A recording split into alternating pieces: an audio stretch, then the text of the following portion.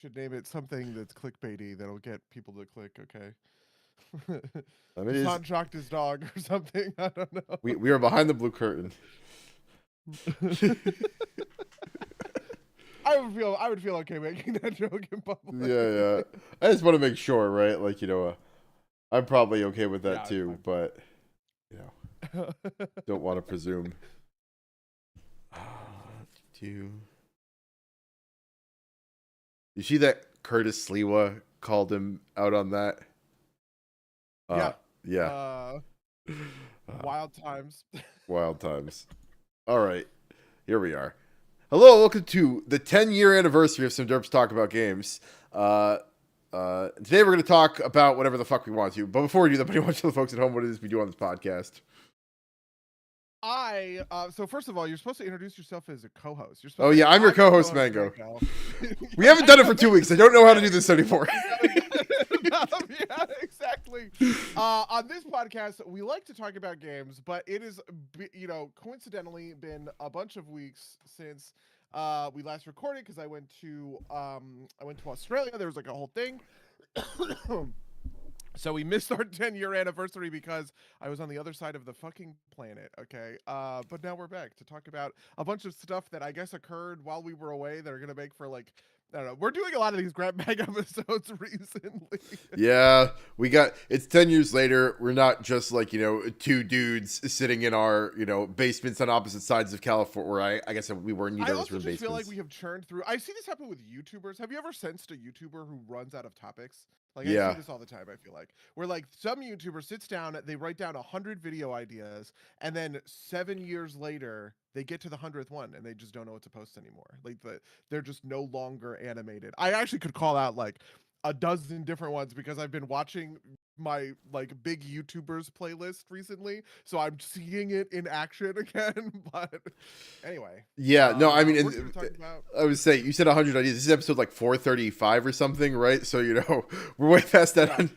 Yeah. Although I don't know. I think maybe it's an interesting thing to start off with, like a retrospective on 10 years of this podcast, right? Like, because I was actually looking over old podcast episodes because I was trying to think. I was like, what are the greatest hits? If I were to make the greatest hits album of the Some Derps Talking About Games podcast, what episodes would be in there? But the problem is that some of the episodes just like blend in with the others in a weird way. Yeah. And I don't know, like, I'm like, man, is this the episode where I feel like I made a really good argument about Man of Steel? Or was that actually in the Batman v Superman episode? Because there's like one where I feel like I kind of lay out my master class case for why I think Man of Steel is such a compelling movie. And I think it's also the one where I talk about it being better than Batman vs Superman. But like that could have been in like one of 6 different episodes when I was looking at them just like at a glance.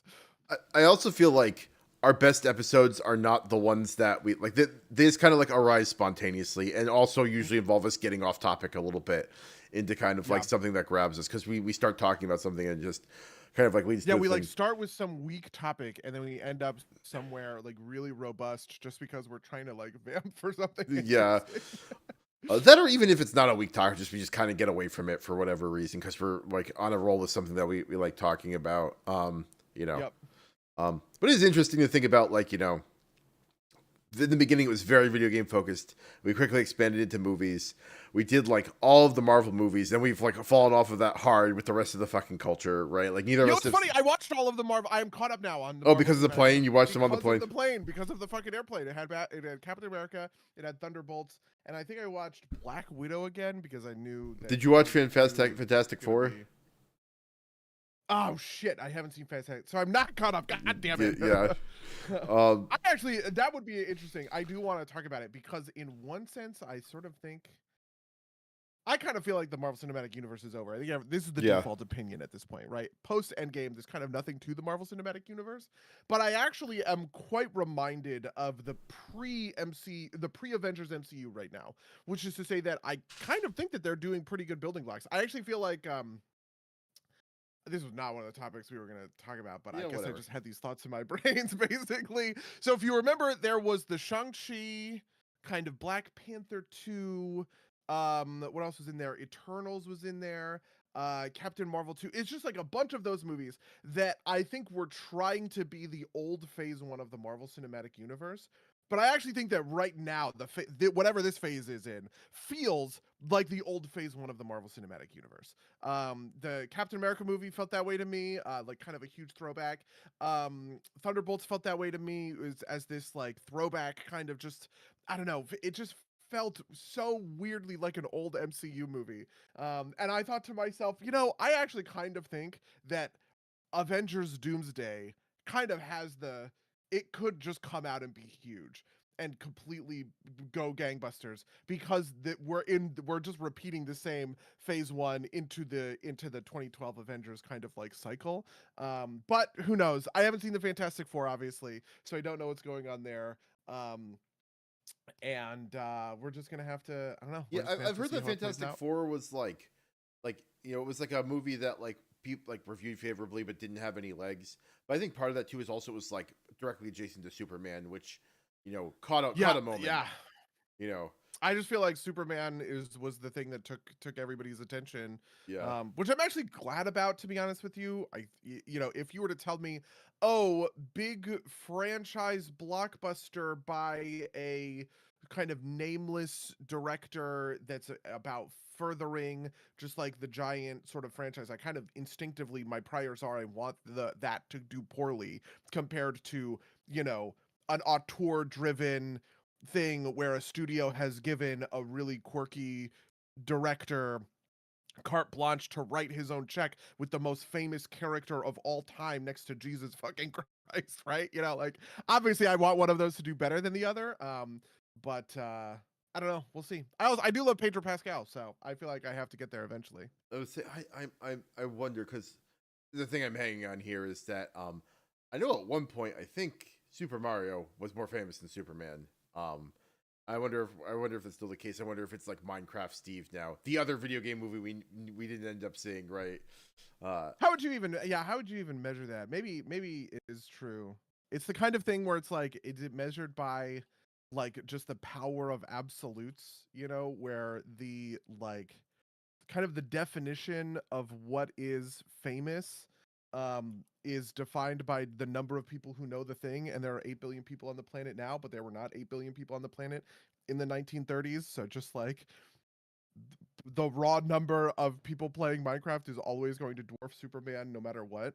Yeah, but also like even if we were to, I think measuring that stuff is harder now, right? Like I think that the Super Mario stat I remember is from like it was like a strategy guide for like the original Super Mario that was on like my mom's bookshelf for whatever reason that I like read through 1,000 times. My mom didn't let me play video games, and so the next best thing I could was like read the strategy guide, which is narratively. How much of this podcast is fueled by spite against your parents for not letting you play video games? Indirectly, but like so this is actually, let's talk about some life experiences, right? Like there were there were a handful of people I knew in college who I'm not going to name for fear of like outing them as kind of degenerates. In high school, I kind of like for whatever reason got the freedom to play as much video games as I want, or at least more than I was allowed previously, and that kind of like let me burn it out of my system. I knew several people in college who, at least in two instances, ended up taking fifth years because they just played too many video games. Because as soon as they left their parents' house, they were off the hook and like could do the thing that they wanted to do instead of. That was like almost me.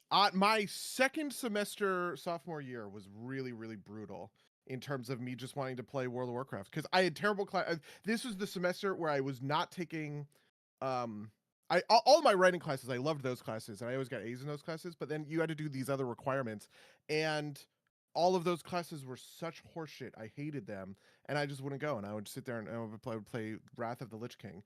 And I just scraped by with like a D plus or something in a couple of these courses in order to get the credits. You didn't pass with a D plus, but you got the credits, right? And that was what I needed in order to account for winning. And I also actually put a lot of this on being an author, right? When I went from sophomore year to junior year, I joined the RAs, and I don't really know why this matters. It's kind of like, maybe you're like a petty hooligan in your teenage years, but then you end up becoming a cop and you kind of get that stuff out of your system. Becoming an RA just made me a better student in general because I kind of naturally became a more responsible person or something. Like it created a certain level of discipline in my life that allowed me to sort of like tamp down on this kind of stuff. Plus, I also got to really go crazy and just take basically all of these fun writing classes in my junior and senior years because I did all the requirements super early. Interesting. So for me, right, like I also almost had this problem, but like all through undergraduate, I was able to kind of like deal with it. Where I was able to like stay up till 4 a.m. and finish the project like 3 hours before it was due. And then my master's year, which was my 5th year, I couldn't. And maybe that was partly because there weren't other people around, so there wasn't like that kind of like driving force. Or maybe the classes were just harder because there's graduate level material, right? Like, I don't know if I could tell you anything I learned in randomized algorithms other than the term random walk. And so like I needed to do like an independent study over the summer to get my GPA up high enough to graduate. Which is kind of devastating to me. I was like, I'm not going to make it, and I'm going to have wasted this year of my life. Wow. I have to say, just listen, we're gonna get really personal, okay, on the 10-year podcast. One of the things that I think of, if we were in like fucking therapy right now or somebody, and I would talk about my relationship with my dad, I actually think one of the things that really solved my relationship with my dad, which I think everybody has, like everybody gets mad at your dad when you're a teenager, right? Was when I really fucked up in school in that second semester sophomore year, and I went home and we talked about it, right? Like he was like, "What happened?" And I explained, I was just like, "Listen, I couldn't do whatever." And he just kind of took, okay. His answer was just sort of, "Okay," like, pull it together sort of thing. I didn't get yelled at, I didn't get judged, that kind of stuff. And I do think that there's a thing about college where, you have to kind of hit this brick wall of failure where you're just like, "Oh God."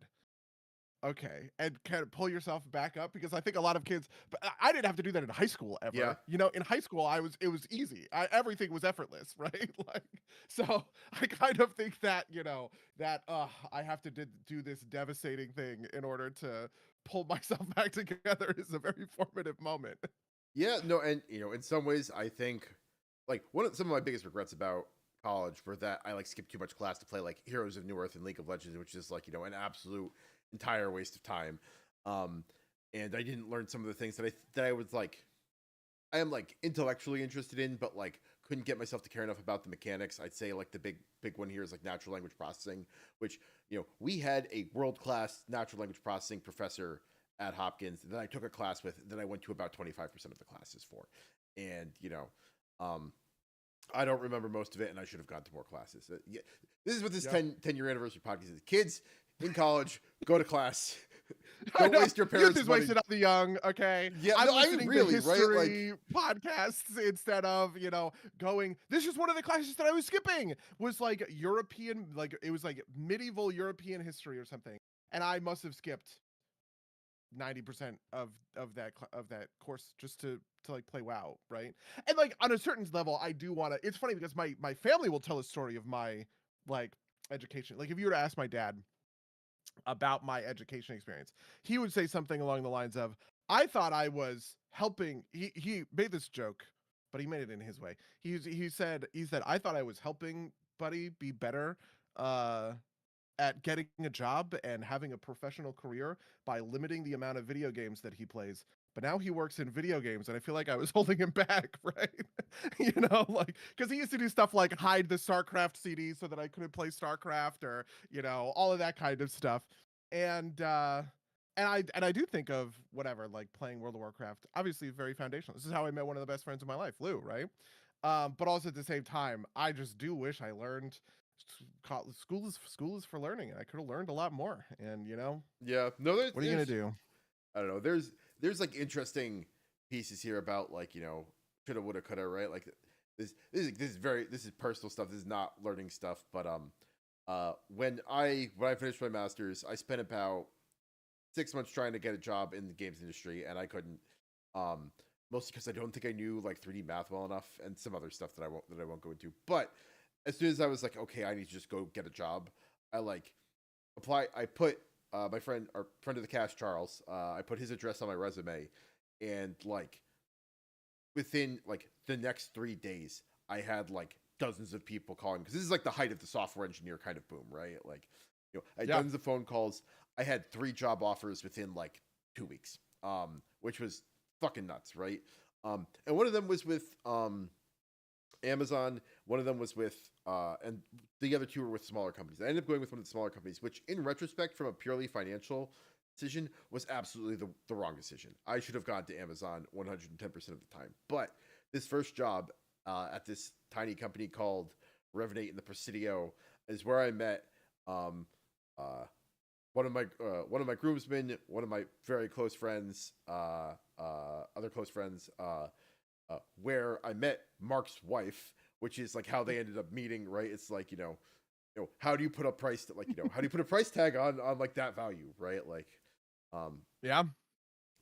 And Amazon would have been in Seattle, and I ended up living in San Francisco for 5 years, which had its own consequences. But that is like, I often think about like if I could do like with the Futurama what if gun or whatever, I would love to see like what my life would have been like if I had taken the job at Amazon instead. Boo, sappy lame. Boo, sappy lame. Yeah. Yeah, I totally feel you, and I totally get that. I don't know. Listen, what we could get off the sappy time, okay? What do we say we were going to talk about on the podcast? I have one that's an interesting one from South by Southwest that we can start on. Go for it. Which is this thing that I have been thinking about for a long time. I've been thinking about it ever since the conversation, which shall not be named, that happened earlier this year, sort of in April of this year, which included within it, right, the understanding of a definition of what a game is, right? Just fundamentally speaking. We've talked about, do you know what I think of the definition of a game is? Because we've talked about this on the cast before, but it was actually quite a long time ago, and maybe you misremember. Yeah, I don't know if I have off the top of my head like what like your pen to paper definition of a game is. So why don't you lay it out? Yeah, because I actually kind of think there are a couple of different ways that you can like define this sort of stuff, and I do think that definitions are sort of useful. But the way that I think of defining games is a super high level kind of macro definition, which is about defining media in general, right? Like it's kind of defining a game is actually contingent on defining what is media in the first place. And so I probably did some version of this on the podcast a long time ago, but it's a level of like the difference between a movie and a game is that a movie engages your eyes and your ears, but a game engages your sense of touch because you have you have an input, you have a controller in your hand, and it's those sensory differences that make the differences of like this is the difference between a book, a movie, and a game. This is how I would sort of describe some of this stuff. There is also the Distraction Makers podcast where they have their own definition of a game, which is pretty short and pretty concise, but I don't dislike it. Their definition of a game is something along the lines of meaningful decisions with unforeseen like outcomes, not random outcomes. I think unforeseen is the thing that they use, that reference one another or something kind of along those lines. Actually, let me see if I can do it. Meaningful decisions with uncertain results and measurable feedback, right? So it is a thing where you are making decisions, but you don't know what the decisions are going to do. They're going to do different things every time, or different things some of the time, right? And there is a feedback mechanism that lets certain decisions be contingent upon other decisions. You're not making decisions in a vacuum. You are making decisions that will branch off into further decisions, right? Which I think is a pretty reasonable definition of a game. And when I was in South by Southwest Sydney, okay, I was there while a guy was giving a talk, and I want to be real. I did not like his definition of a game. I thought it was very bad, which is why I took a photo of it on my phone, because I want to make fun of it right now. His definition of a game, okay, which he was giving, I want to be clear, he was giving this in a big room. When I give my talk at South by Southwest Sydney, I gave it in a kind of a lecture hall, basically. It was like big lecture hall, probably had like 60 seats or something in there. This guy gave his definition in the showcasing room, which is the room where all the demos are at. So most people are actually kind of chatting, they're putting on headphones or whatever. He's kind of like the lounge singer in the corner versus like concert hall, right? His definition of a game is, he said, a game is a conflict defined by a set of rules in which players seek to achieve an outcome via skill, knowledge, or chance without any serious consequences. Okay. And then he said on his tagline, and I think this is the part that pissed me off so much because I was not very on board with his definition of a game as he was going through it. And he had this whole diatribe about false games. And on this slide, I don't know if can I even show this to my camera? On his slide, in big letters at the bottom, he says, it's mirrored. Fuck. It says, "Don't suffer false games." And I was like, really, you piece of fucking garbage? You're gonna tell me to not suffer false games? But anyway, so it kind of presents these three different kind of ways that we look at defining games. Is this a question that is on your mind ever at all? I worry less about like writing it down to something like, my like I've got like some heuristics in my head, but I take a very kind of like, Supreme Court definition of porn, I know it when I see it type of thing, which is not helpful when you're Sure. trying to like argue the fine lines between like, like I could, I think, make an argument that like a walking simulator is more like a puzzle or like a narrative with input than it is a game, but like that is all cabin to the individual arguments. It's not something I try to universalize to a definition. But I do think about it, right? Like, where is that line theoretically, right? Like, what, like, on its face, you might try and like draw a comparison between like Blueprints and, I don't know, Dear Esther or something, and explore what the differences are there. Because there's like some clearly gamey mechanical stuff in Blueprints that isn't in, I'd say Gone Home, because Gone Home I actually played, and didn't really like that much. Yeah, it's interesting because if I think about the distraction maker definition, meaningful decisions with uncertain results and measurable feedback. What are the uncertain results in the distraction? Is it plot related? Is it that there's a plot twist? Because I think maybe I would agree, that it's uncertain what the results are going to be in a narrative sense, right? But I think that that's probably not what they're going for, because then every movie you walk into that has a plot twist, right, is something with uncertain results, which I wouldn't say Yeah, is my important or guess part of the definition of a film. for them is that like I think they're just talking about like pure mechanics, right? Like I think they're Yeah. talking about a game as kind of like the like mechanical skeleton that is the game, right? Like this is like pure Melvin with no Vorthos, to Yeah. use the MTG terms, because I think that's That's what they're also my talking about. instinct, yeah. Um, Especially because, like, I think part of it is what they're trying to get away from, and this is actually what's hard about my definition for a game. So, for instance, my definition of a game comes down to the sensory inputs and outputs that you're using, but basically everything that's important about this stuff is secondary when it comes to that. So, the fact that I have a controller in my hand and this piece of media, this text, is engaging my sense of touch sort of necessitates the nature of sort of inputs and controls, right? But a question that could come up if somebody were to challenge this definition is they would say, okay, well, when I sit down at my VCR or DVD player, Blu-ray player, or whatever, and I hit the remote, okay, to pause, to stop and start the movie, right? Am I playing a game? Because I'm engaging my sense of touch, but we're stopping and starting a movie, right? so And I would obviously make a lot of arguments about, yeah, well, stopping and starting the movie with part of the text and all this other kind of stuff. But it is a fundamental weakness of my thing. But with the uncertain decisions or uncertain outcomes would account for kind of this possibility or inevitability, even, right? Where the difference between an app, for instance, on your phone, which would actually use all three of the exact same sort of sentences, or senses, right, that has a certain outcome, it would not be a game, right? It would be I'm trying to think of like the calculator or something like that, right? Like, that's not a game. That's just I don't know, a program, a tool. Who cares, right? It's outside of it because of the nature of this uncertain outcomes line in the distraction maker's definition. Delph says, yeah, but if you play a game so many times that you no longer have any uncertain outcomes, does it stop being a game? That's a great question. I don't know if that's like actually possible, right? Because I think about like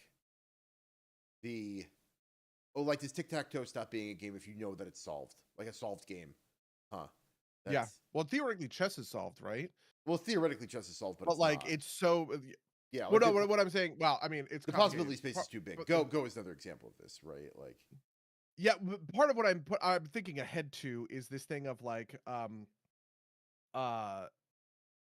like there is a certain. It's kind of like when we talked about StarCraft. Do you remember? StarCraft has no RNG in it in the sense of it's not none of the decisions that happen inside of it are ever going to be kind of like random. It's not like you randomly, get 4 resources sometimes or 6 resources sometimes. You always get 5 or whatever the number is, right? It's just that there's so much math that it is functionally random because nobody's brain is powerful enough to process all of those kinds of numbers. I think you can make an argument around chess on that front. Like, yeah, sure, chess is solved for Deep Blue, but yeah, not actually, us. I think I think I actually have an answer for this, which is that the unexpected outcome is because you have a human. Like, I think tic-tac-toe against a computer, you like a perfectly playing computer, um, you could argue isn't a game, right? I actually think that this is like, I think this actually holds a lot of water, right? Like, if the outcome is known, then it can stop being a game. But if you're playing tic tac toe or chess against a human, there's no guarantee that they're actually going to play the the perfectly optimal move, the rational move. So I think you could still call it a game. Yeah, but see, this is interesting. I would say that a piece of media is a piece of media, right? A game does not start or stop becoming a game because of the nature of the player playing it, right? Like that is a weakness in sort of like their definition. Whereas the more kind of hardcore media theory, crunchy definition that I have accounts for sort of stuff like that, right? So for instance, you would never say that a movie stops being a movie because it's in a language you don't understand and doesn't have subtitles, right? If I were to play Avengers for a bunch of, Fast people. Kenyan, yeah, exactly. They would not be able to conceive of the story or comprehend the thing, but that disc is still a movie and we would still call it a movie no matter who the audience for it would Oh sort of man, be. And I would think that this is like a if a tree falls in the forest, does it still make a sound level it question, right? really is. Like, because like I think part of the thing you're hitting here is that like if I watched the Avengers in let's I watched Intrari, the Devil and the Blacksmith, right? Like we talked about this briefly. If it didn't Yep. have English subtitles, I could understand roughly what was happening because I'm watching digital medium, right? Like, but if I was listening to a book on tape in Japanese, right? Like, is it functionally for me a book on tape, or is it just sound entering my ears, right? Like, because I think there's an argument there, right? Like, yes, the file is a book on tape, but I'm just consuming it as a series of noises, right? Like, Yeah. um, but like I think it's a little bit more philosophical than It definitely is. Part of this is that, like, because I come from, in a weird way, this sort of film background, but I have such a deep love of games. And also, I was very struck by the book Understanding Comics by Scott McCloud, which is a very just famous book about the medium of comic books, right? Wherein he describes comics as sequential art, which is to say, one piece of art and then another piece of art that imply meaning between one another. So it's not as though you have just like 2 pieces of. You can't put the Mona Lisa next to the girl with the pearl earring, right? That's not sequential art. But if you were to put the Mona Lisa next to a modern reimagining of Mona, you could theoretically create sequential art and it would be a comic book, right? Is how he sort of defines his thing. And I've always been fascinated with, like, what are the dividing lines between mediums, kind of like ever since, especially because part of what I think, like the big problem with my job and the big problem with marketing indie games is that, or just marketing games in general, is that games are very hard to explain to someone without putting it in their hands to play it, right? It's kind of tying one hand behind your back. It's kind of like, imagine you were marketing a movie, but you had to do it on the radio. You can't just you're missing one whole dimension of what the movie is. You only have sound. You can't show someone the thing, right? Whereas any movie on YouTube, you can just cut the 120 minutes down into a 3-minute trailer, and you make a piece of marketing material that's actually pretty reasonable for sort of what the movie. Anyway, this is all like in yeah. super Well, I mean, goddamn that's what a inland demo's stuff, but supposed I to be, find it right? fascinating. No. I mean, this makes sense. It's funny because like around the time of the Borderlands 4 release, I was getting Borderlands 4 ads in my podcast on my podcast, which is kind of funny to me, right? Like, Yeah.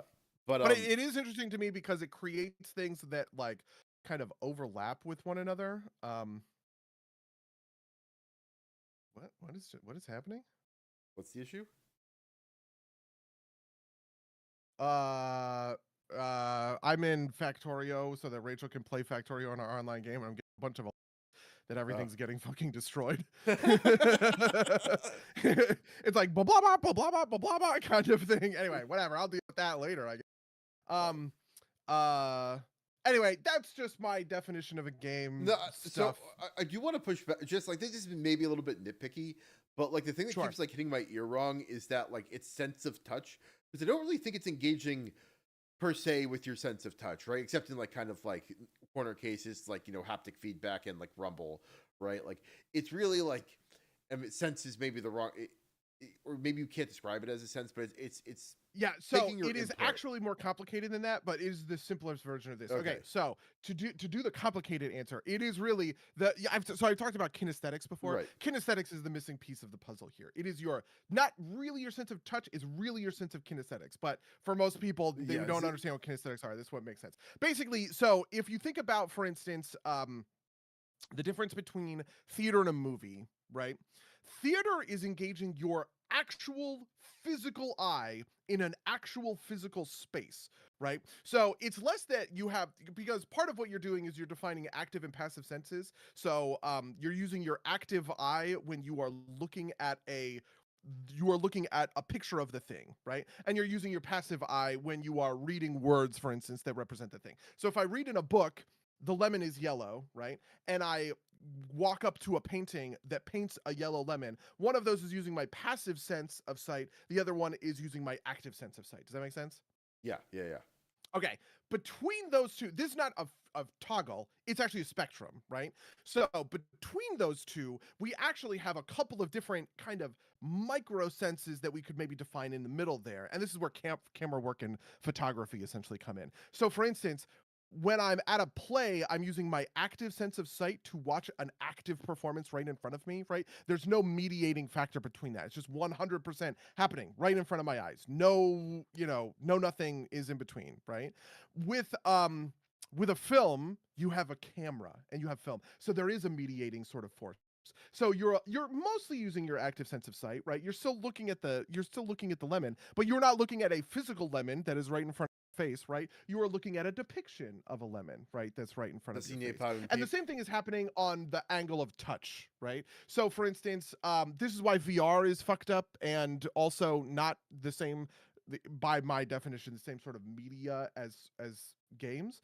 And part of that is because in VR, if I let's say I have that whole thing where you have a treadmill underneath you. If I physically walk forward, I'm doing a different thing. I'm using a different sort of sense in order to interact with the world than me pushing my thumb on a joystick forward. Pushing my thumb on a joystick, that's my kinesthetic sense, which is related to my sense of touch, but it's not really my sense of touch. Versus if I'm playing like like you could imagine like one of those punch games in a circus, arcade. That's much more, exactly, like that's much more your actual true active sense of touch. I mean, it's so also, anyway, this is I would say this, I think that also has an issue, which is like, and again, this is very nitpicky. It's not really like the punch game isn't really engaging your sense of touch. It's like, because like it's not about like the texture on the punching bag, right? It's about like you imparting force onto the bag, right?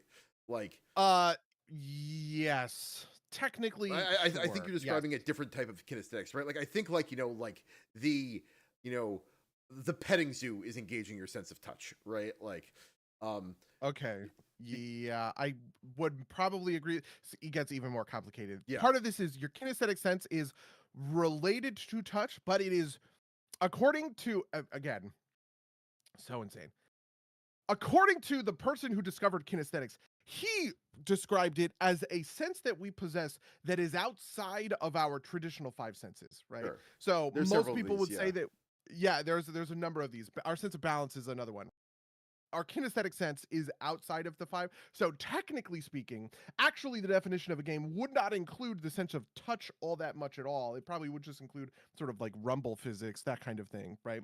But mostly it is your kinesthetic sense. So instead of saying you have active sight, active sound, passive smell, right? If you walk by a thing with stink lines on it, you understand that's bad, but you're not actually smelling anything bad. So you have a passive sense of smell. You also have a passive sense of taste. A game doesn't include a thing that goes on your tongue or something, but you might look at a juicy burger and it looks good to eat or something like that, right? And it would have an active sense of your kinesthetic sense. And there's also some extra stuff in here that honestly I don't remember, because when I created this grand unifying media theory, I went really deep on this rabbit hole of what are the other senses besides like the core 6, or I'm sorry, the core 5. But this was how I discovered like kinesthetics and all this other stuff. There's also a whole thing about like hand-eye coordination. Like, is that actually just an extension of your kinesthetic sense? Which I kind of think it is. Or is it its own extra sort of thing about like, because there are certain places where your senses overlap. So for instance, when you eat something that smells good, like that's an overlap, and it creates a delicious feeling, right? That's an overlap. Part of this senses. is that like what you naturally think of as your sense of taste is actually mostly your sense of smell, right? Like your Sure. experienced sense of taste is highly dependent on your sense of smell, because your sense of taste is just kind of like very basic flavors, and like the aromas are what give it like the kind of like grand textures that you enjoy. But that's like, I don't know, again, that's a different rabbit hole, right? Like, yeah, all of this just like goes down these infinite rabbit holes. Yeah. But anyway, so I was gonna say, like, the extra sense that I remember most clearly as being defined to me is like your sense of self in space, which is kind of your ability to like close your eyes and find your nose, like ad hoc, which is like not perfect for all people, right? Like yep. Yeah, but this is off top. This got a little bit off track. Speaking of like rabbit holes. Speaking of off track episodes, right? What did you object to about the South by Southwest? Okay, we can talk about a couple of one of these. First of all, I think it's got a couple. Can you repeat it, please? One, just to this is the definition that he gave. A game is a conflict defined by a set of rules in which players seek to achieve an outcome via skill, knowledge, or chance without any serious consequences, right?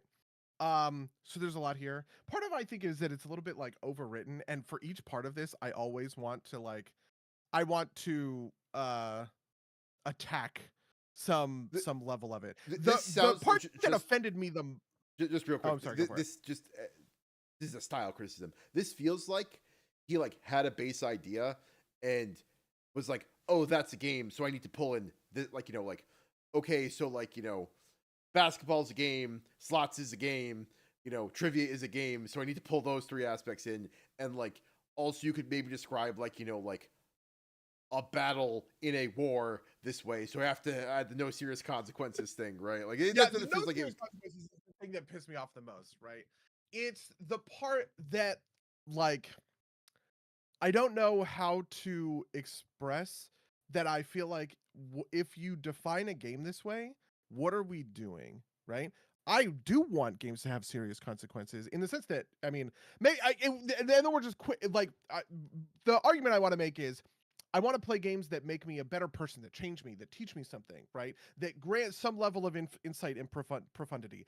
I take that stuff incredibly seriously, and it's incredibly consequential to my reason for doing this thing, right? If we are saying that that's not part of what games are, why do you want to make them? Do you know what I mean? Like, this is exactly the kind of thing that would be designed to piss me off. Someone who thinks that like our ability to communicate with one another and create the fundamental thing of art is part and parcel with what makes games so amazing, right?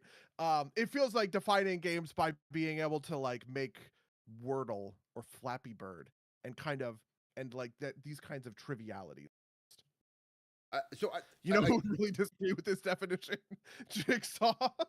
Yeah, well, I think the point, I think the thing he is trying to wrap in here, and again, I didn't see this talk, I'm just like, is that he is trying to not like it seems like he's afraid of someone being like, yeah, well, technically, the Battle of the Bulge is a game, right? Like, and he's trying to avoid that pitfall. But I think, Yeah, he also had a whole thing when he was giving his sort of talk about this.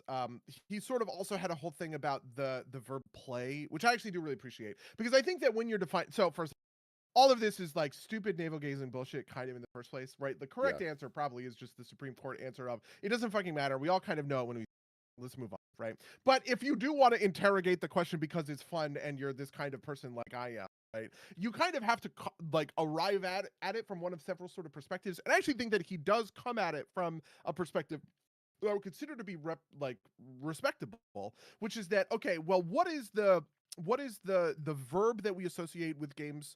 When we are doing a game, what are we doing? Oh, we are playing.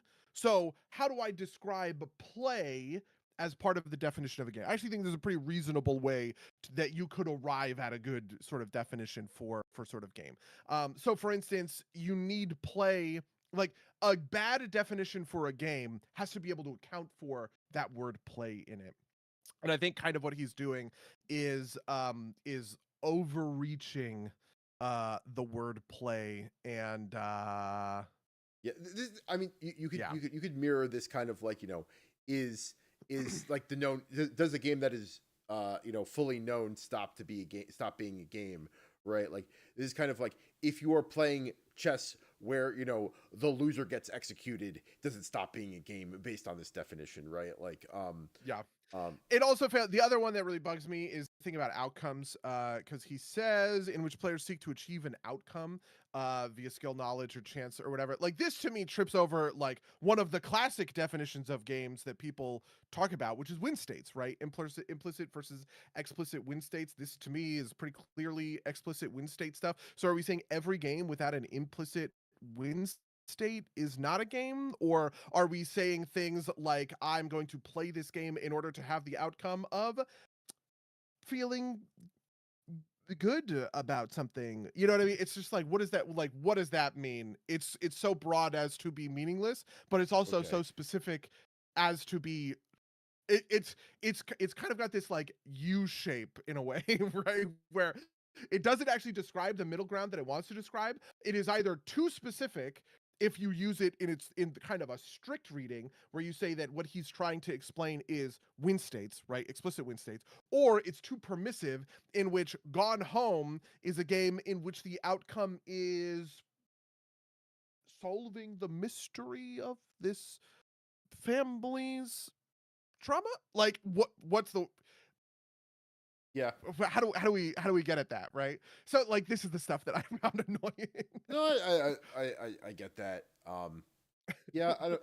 This is really honestly just Buddy is someone who has thought a lot about the definition of game and is annoyed at someone else's mildly not good definition. Yeah, no, I feel like this is like a very similar argument to, do games have to be fun, as an argument, which I know we had out at some point, which is, I think I've been right about this. How do you feel about that? I feel like ultimately this is a Mott and Bailey argument where, like, when you say games don't have to be fun as like, the provocative statement, and like the thing you retreat to is like, oh, I mean, it doesn't have to be like happy, smile, smile.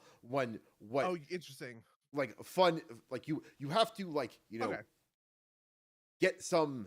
Yeah, the thing I would say is a game has to be engaging, right? Fun is one kind of engagement, but there are a number of different kinds of engagement, right? And fun is not necessarily included under every single one. I don't think people have fun when they play deeply depressing, tragic games like This War of Mine or something. That's not a fun game, but it's deeply engaging because drama and tragedy are also engaging, even though nobody would ever say that a tragedy is fun, right? See, I mean, I understand the Mott and Bailey thing, but I feel like that's just like I would say it is fun for a certain definition of fun, and you pick your definition of fun to win the internet argument, which is kind of why, like, I am like, I just don't think it's an argument worth having, because what I think you're really speaking to is like, it's not that. And I think the argument here is that a good game has to be fun, is that a good game has to be, I think engaging is maybe the right way to put this. A good game has to be engaged. I think this I actually think what I would say is when people are making this argument, they are actually saying a game cannot be boring, which we would both agree to be true. Yeah. Like both fun is the opposite of boring, and so is engaging, right? And I think when people are saying, "Wow, this game sucks," they are actually making a complaint that this game is boring, and people who are responding to that argument with, "Well, not all games have to be fun," are actually basically trying to make an argument that the boring thing is not boring when it obviously is, like that kind of thing. I would absolutely. I don't even think it has to be like. I think they either enjoy it or are making excuses for it for other reasons. I think this is very closely related to like Sure. Why'd it have to be political argument, right? Which is kind of like, you have the one end of the spectrum, which is like everything is political, which at some level to me is kind of like blah, blah, blah. But at the other end of the spectrum is also, like, the thing that people mean and just like can't put into words is like, obviously,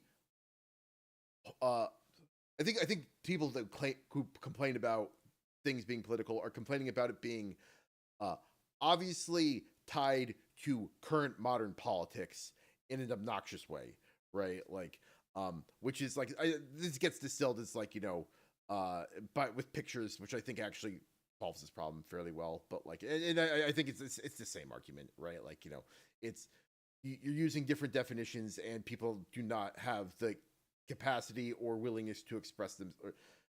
I think it's a This reminds me a lot of arguments that you and I have had, like really just boil down to this thing where someone says thing A and someone else says no, thing A can't be true because definition B, right? And you're just arguing about definition. This is every argument, like just breaks down to these sort of semantic things. 15 years of arguing in the GFC, right? Like, yeah, exactly. Which is kind of like, Yeah, I definitely get you. I think part of that is also that people don't understand the definition and connotation. This is a big one, right? That it was like a bit, talking about college, right? Was a big part of my college understanding about sort of like language. Most people are taught language in sort of an intuitive way. And if you were to ask people how do you understand a word, they would probably say like a definition, right? But all words also have connotation. Right. And the point of connotation is that it's not definition. A connotation literally does not define the word, right? But it does impart meaning upon the word. And people are a lot of the times when they're making arguments along these lines are making arguments about connotations, right? So that fun, engaging thing is all about the connotation of the word fun, including upbeat, happy, exciting, whatever, and people's willingness or unwillingness to kind of grant that to like as sort of legal evidence, like exhibit A in the argument. If you grant that, then one person wins, and if you don't grant that, then the other person wins the argument, basically. Yeah, essentially what the fun argument really wants to be is like, it's like, yes, we can both agree that like the game doesn't have to be happy-go-lucky, but yes, we can also agree that the game has to be engaging. What we're actually arguing about is this particular thing that we're talking about, I think is engaging, and you think isn't, and that's a separate argument. But all right, let's get to the meat of it. What defines a Star Wars movie, and why is The Last Jedi the most worst Star Wars movie that's ever Star Wars? Worst. And everybody who says it's not a Star Wars movie again, it's like this kind of. Yeah, this is the only movie we've done 2 separate episodes on. We're gonna turn this into a third one. I actually was thinking about pitching this because I've been watching a lot of these YouTube videos. I have this playlist on my YouTube called The Big One, which is just literally every video essay I've ever been like, oh, I like this. I put it on The Big One, and I just sometimes will put it on and just play through or whatever on just like random. And I just kind of got hit by a field of Rise of Skywalker videos that really made me go, I should watch The Rise of Skywalker again. We revisited The Force Awakens. We revisited The Last Jedi. We didn't really revisit Rise of Skywalker. See, that's the thing. It's like, I was just yelling the worst about The Last Jedi. I think everybody thinks The Rise of Skywalker is like the worst one, right? Like exactly. Like Dave Filoni did a lot of. By the way, did you ever finish the Clone Wars? No. Oh God, I watched 20 episodes and then I got distracted. Yeah, no, we need to do the last 4 or at some point. But like Dave Filoni did work to make the prequels better, like in the near term, and fucking what's his name? What's the guy who directed Abrams, J.J. Yeah, Abrams. J.J. Abrams did work to make the prequels better by with the slop that came after. Tanking the sequel trilogy. Yeah, I don't know. It's funny because re-listening to these videos, some of which were before the Rise of Skywalker, after, it's just like so funny in like the current state of how we understand sort of Star Wars, right? Um because it references certain things that we know are not true and don't even come out, right? Like people are talking about Rian Johnson's Star Wars trilogy, which I'm sad that he didn't get to make, right? People talking about the Star Wars games or the Game of Thrones Star Wars movies, like, oh, maybe, the Game of Thrones guys will be able to pick the pieces of Star Wars up after this. Nope, that didn't happen, right? Star Wars basically gets carried on the back of Disney Plus, and that's like if you kind of squint and don't look at the Book of Boba Fett and only look at Andor and the first season of The Mandalorian, right? Like that's kind of it. But anyway. Yeah. And yeah, Star Wars. I don't know. It was weird this was something that happened over the the course of this podcast is I fell out of love with Star Wars and back into it again because my now wife made me watch the Clone Wars, right? Like yeah. All right. What else do we want to talk about? Do you want to switch to the? We can talk about some. We played a bunch of Commander. We can talk about some of the Commander changes. I don't even know where to start with. They updated the brackets. Yeah. So you had some thoughts in a separate chat about like the brackets, about like this win by turn thing, which seems to be their guiding kind of star right now.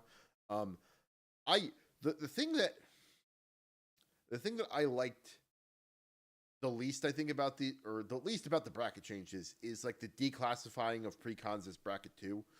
I think it would be good for them to like on every precon going forward to print the intended bracket on the side of it, right? Like I think that would be like a helpful thing for them. I know that this is like all kind of, I don't know. I feel like there's like a whole conversation we could have about and this is something the Distraction Makers guys talk about, is about like the productization of Commander, like wreaking havoc with it, and like the refusal of Wizards to like totally productize it, right? Like, essentially there's no guiding force behind Commander because it's a community format, and Wizards doesn't want to take it away from the community, but that means that no one has the power to kind of like really drive the format to a healthy place because it has to kind of ride or die on both products released for it specifically and normal products that kind of leak into it, and the interactions there that like make the game kind of like degenerate in kind of like the ultimate competitive state, which also might be overstated. I actually thought one of the more interesting episodes that the Distraction Makers had recently was their conversation with a competitive CEDH player, where he was kind of like, where the guy was kind of like, yeah, there's actually a lot more diversity than you think, right? Like in terms of like deck building, it's not quite as like degenerate as it seems to be. It's not actually like 7 versions of a Thassa's Oracle, all like running against each other to pull their combo, right? Semi Blue didn't actually upend the format. Yeah, I think the Distraction Makers are wronger about things. Like their whole thing about mana and like mana rocks and stuff like that, I think is typically pretty wrong. And part of that is because I think that they're just like looking at weird.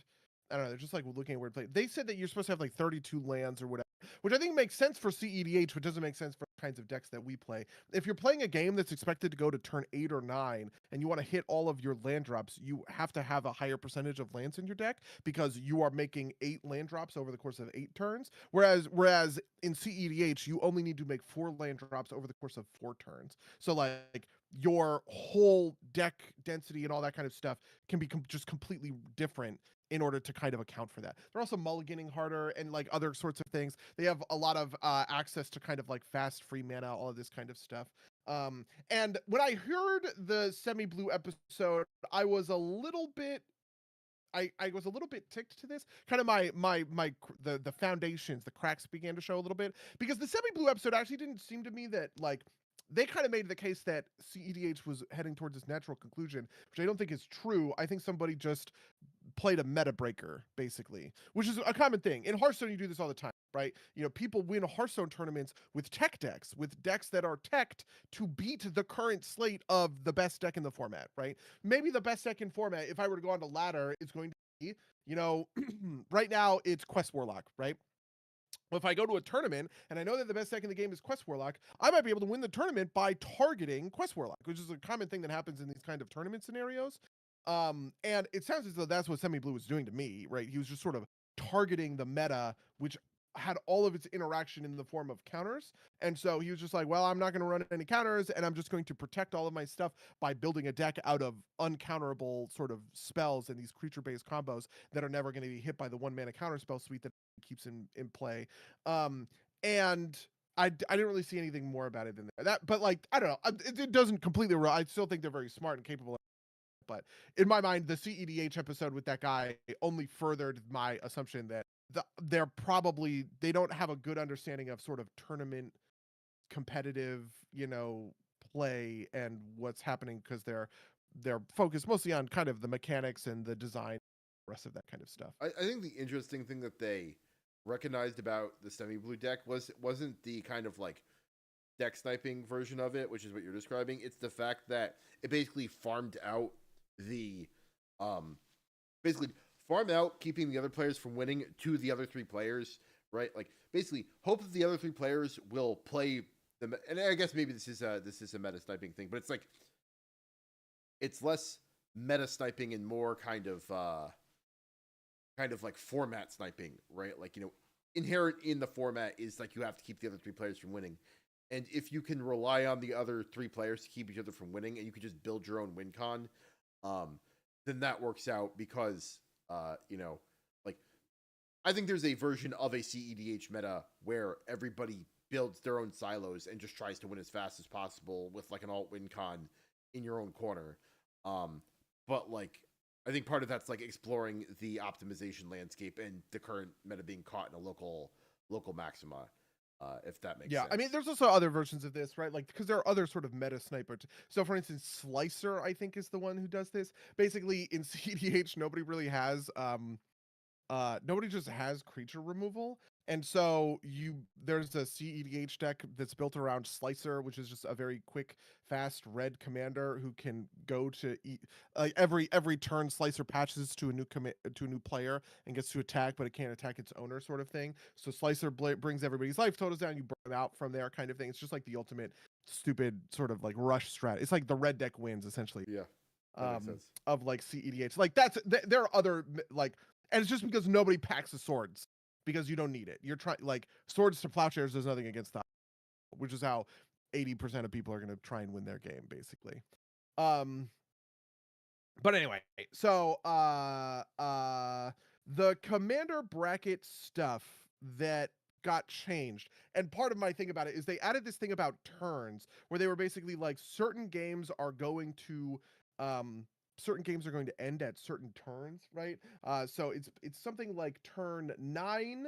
So level 1 is turn 9, level 2 is turn 8, level 3 is turn 6, level 4 is turn 4, and 5 CEDH is just any turn, right? People can combo. Yeah, so I think the thing that you're super rare. I think this is in our previous conversation that you missed. The thing that you've misstated here is like it's going to end by. It's actually the opposite. It's like not going to end before these turns, which I think is the key thing here. Oh, I'm sorry. What did I say? So I said you said end by. It's going to end by. What is the difference? Oh, I see. It's the first time someone dies versus the first time all three players die. No. It's like this is the absolute fastest that it could happen, right? Like CEDH games, on average, I looked this up just because it was the discussion we were having. The average CEDH game, I think, goes to turn 4, but it could end at any turn, right? Like, and so like, you know, the game will at least get to turn 6, means that like that's when like you can expect game ending threats to be on the horizon, which is different than it will. Okay, so when do you feel like I feel like we play in bracket like 2 and 3, right? Like I think if you had asked me before today, I would have said we bracket 3 and 4. And I just don't think that's true. I think now we play in bracket 2 and 3, and even pretty heavily in bracket 2. I think almost all of our games go 8 turns. So, but I don't think our game's going 8 turns. I don't think means we're not in bracket 3. I think it means that we're just definitely not in bracket 1. Yeah, I do think that we're making it up to bracket 3. The fact that Frank pulled out and this is a shout out to Frank who beat my game winning play by pathing his, I think it was initial Godma, with a heroic intervention, right? This to me is the difference between bracket 2 and bracket 3 is like, and this is something that they say on the thing, is that staples are part of what happens when you upgrade from 2 to 3. You start adopting staples, and heroic intervention is just the best sort of protection spell that you have access to. I mean, maybe to Fairy's protection, but like when you're trying to protect a creature, heroic intervention is the card that everybody thinks of. It's on the game, all that kind of stuff. And I do feel like that kind of thing is kind of happening, where people are adding game changers. There are now psych rifts in our play group where there wouldn't be psych rifts a year ago. That kind of. Yeah, yeah. And I think it's part of this we've talked about is the introduction of proxies means that like it's no longer like a cost problem. I do think we play in that space, but I just think that like I think I agree with them saying that like we need to like maybe we need to add another bracket.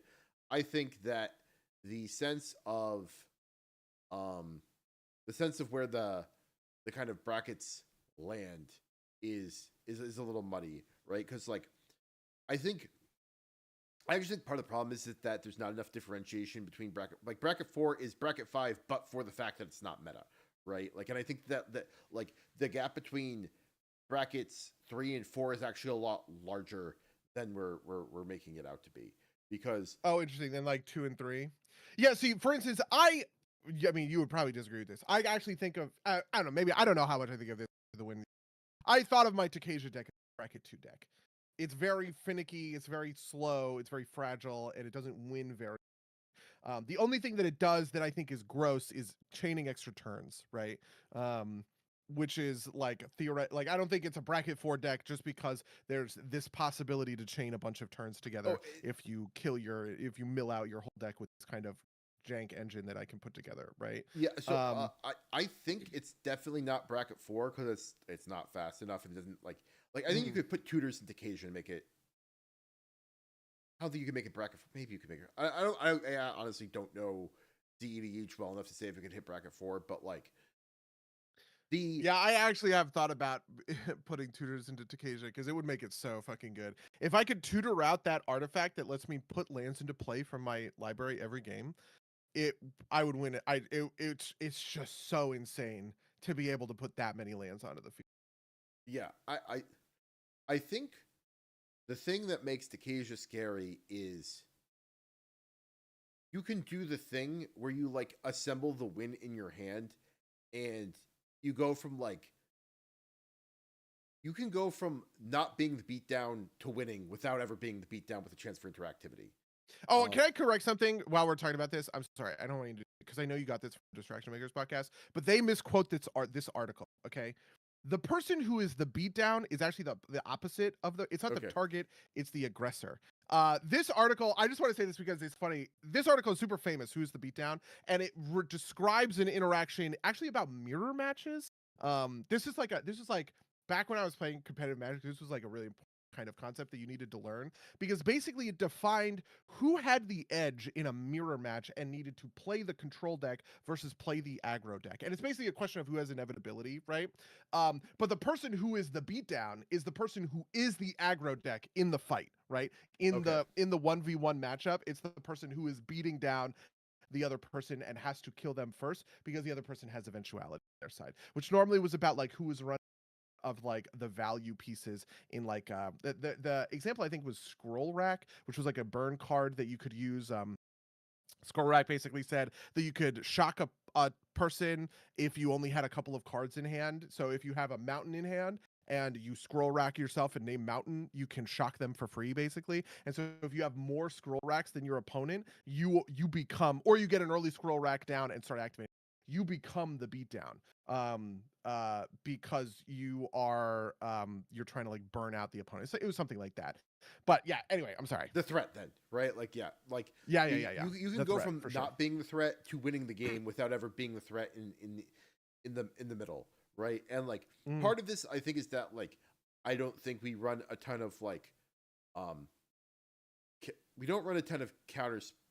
Basically, we don't run a ton of counter spells, and you essentially, if you were holding the card that like you're holding a silence like effect, right, which you have as like a card, then like I know as soon as that card comes out that you are winning the game right there, right? Like, and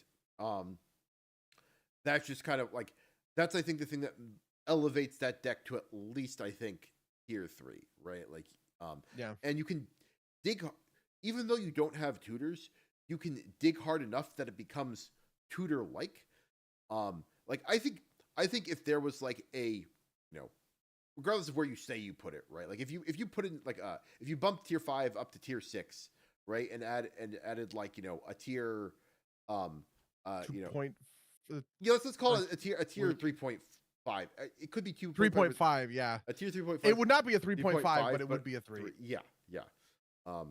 I see what you're saying. Yeah, I think I think you could. I also think that I think that part of it is that it's a deck archetype that I think a lot of what our pod is trying to do is just like kind of normal battle cruiser sort of commander.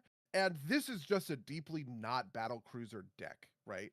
It's a very defensive deck. It wants to create lots of guys and 1/1s, and maybe at the very end of the game I'll attack with a bunch of them or something like that. But at the end of the day, most of the wins on that deck are going to be stuff like approach the second sun, or like these extra turn chains, or finding Miri so that I can force all of my guys to be unblockable, or I just build a huge army of these little shitty 2/1 flyers that ended the game the other night. The thing that made me think about this is that Takesha has a pretty good win rate. Takesha, I think, has like a 40. I think I've played it like 8 times or something and won 3 games, which is above average, right? Average win rate for a commander deck would be 25%, right? So that makes me feel like it has to be at least but part of it I feel like is that it's preying a little bit on the weaknesses, because I think part of the way that commander works, that the distraction makers are right about, is that commander is not a free-for-all.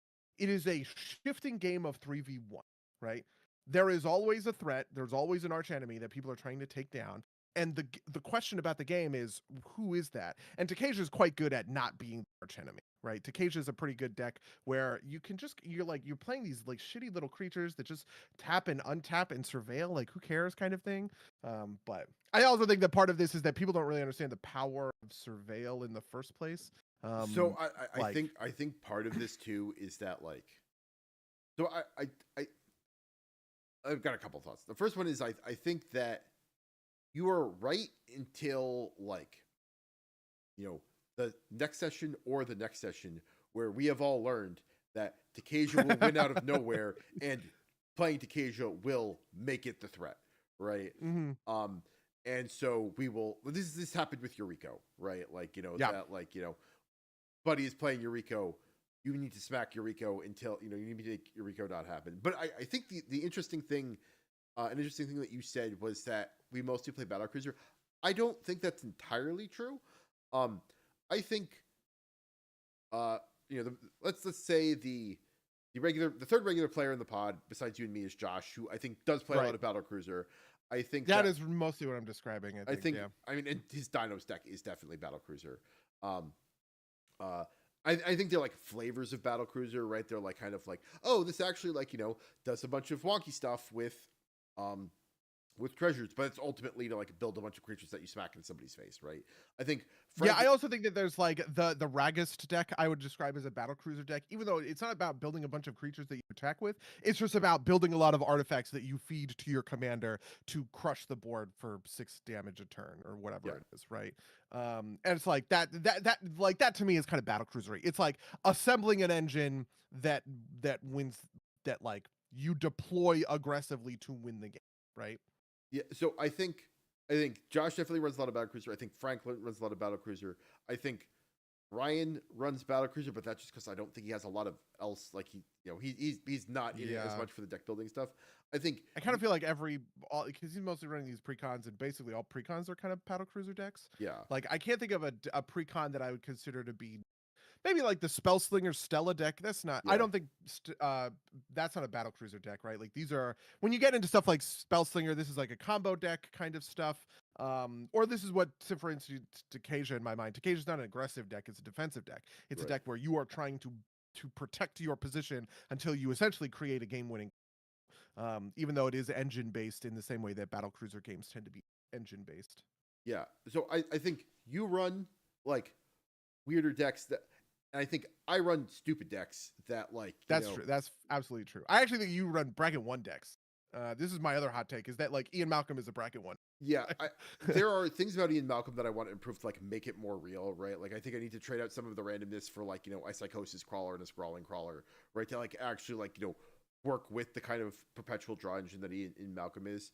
But like the whole point of Stiltskin is to do what I did on Friday, which is like a gift of transcendence to somebody with more than 20 life, right? Like that was pretty insane. You almost won that game if I didn't have a counterspell. Speaking of us not running counterspells, I had the counterspell in order to prevent that thing from fucking killing me. But like that the point of that deck is to be stupid, right? Like and I have like AC is my battlecruiser deck. It's my real battlecruiser deck, and the handful of precons I run are like battlecruisery, right? Like the Pirates is battlecruisery. I think actually it's funny because you talked about this tech thing. I think Sauron, which is not Sauron anymore, but like I think Sauron is an anti-battlecruiser tech deck.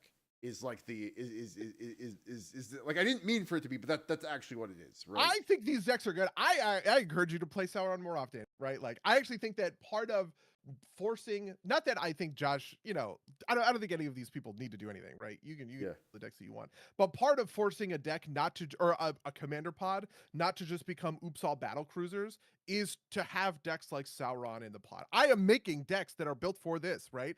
That are literally just, I'm going to play a lot of fucking interaction and removal. So if you think that you're just going to be keep sticking Pantlaza into 1,000 dinos, I'm gonna fuck that up, right? You have to think a little bit about the way that you're gonna build your deck in order to counter a deck that has 10 wrath effects or something like that, right? Like these are the kinds of things that need to be in the pod, because otherwise I think bracket 2 naturally becomes, in the same way that like CEDH naturally becomes Thoracle combos, right? Bracket 2, bracket 3 become just battle cruiser because you are filtering out all of the stuff that would counteract that kind of thing. You have to have control decks. You have to have combo decks in your metagame. Otherwise, it's just all I do is run value pieces and assemble the biggest engine and try and win. Yeah, no, that makes total sense. Yeah, and it, just to my own, like I don't run, like maybe I should, like maybe I'll run the mill guy Bivac or Bruvac. Bruvac. Like I ran Bruvac twice before I thought it was too consistent to like play regularly. Even though it is like a meme, persistent petitioners, right? It's also kind of like it became too much, I think. But I'll maybe I'll run it again. But I don't think you need to feel bad about winning games. That's what I would say. I feel bad about you're allowed to win games. I would feel bad about like slamming Bruvac 3 times in a night, right? Like that kind of thing. I feel that. And I might feel bad about running Bruvac more than 2 weeks in a row. Yeah, there's a part of me that definitely agrees with that. This is why I didn't bring out Yuriko on Friday, right? Like I want to play decks for specific purposes, right? Like, and in specific ways, like I think that if every game had Pantlaza in it, I think I would like just not want to play with Josh, right?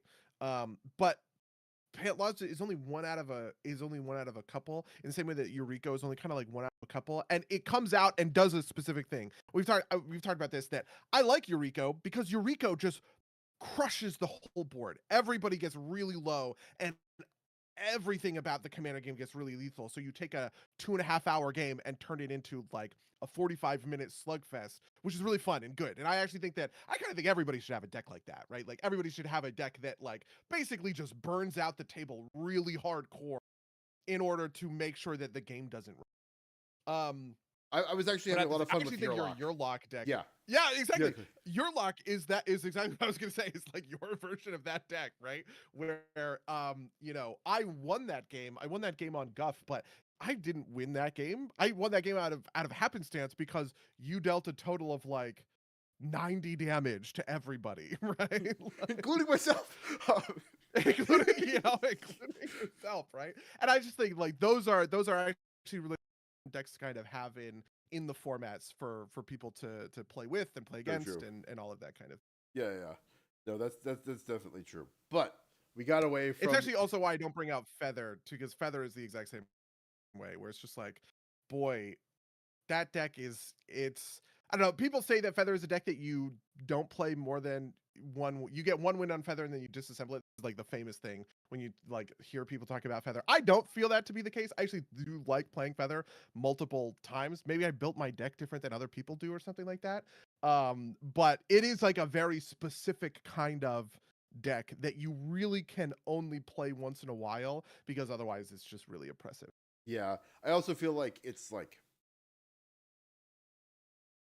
of those things where like there's this conflict between like, do I announce that I am playing this, that way people can like pick their decks, expectedly, but then at that point, are you like ruining your own fun by being like, oh, I'm running Feather, and so everybody's like, okay, I'm taking my the part of Feather that I like playing is that you're like the spell slinger, getting all of the combos and stuff like that. That is actually quite fun, and it's a lot about reading the table. I actually think Feather might be one of the most advanced in terms of I have to be able to read the table.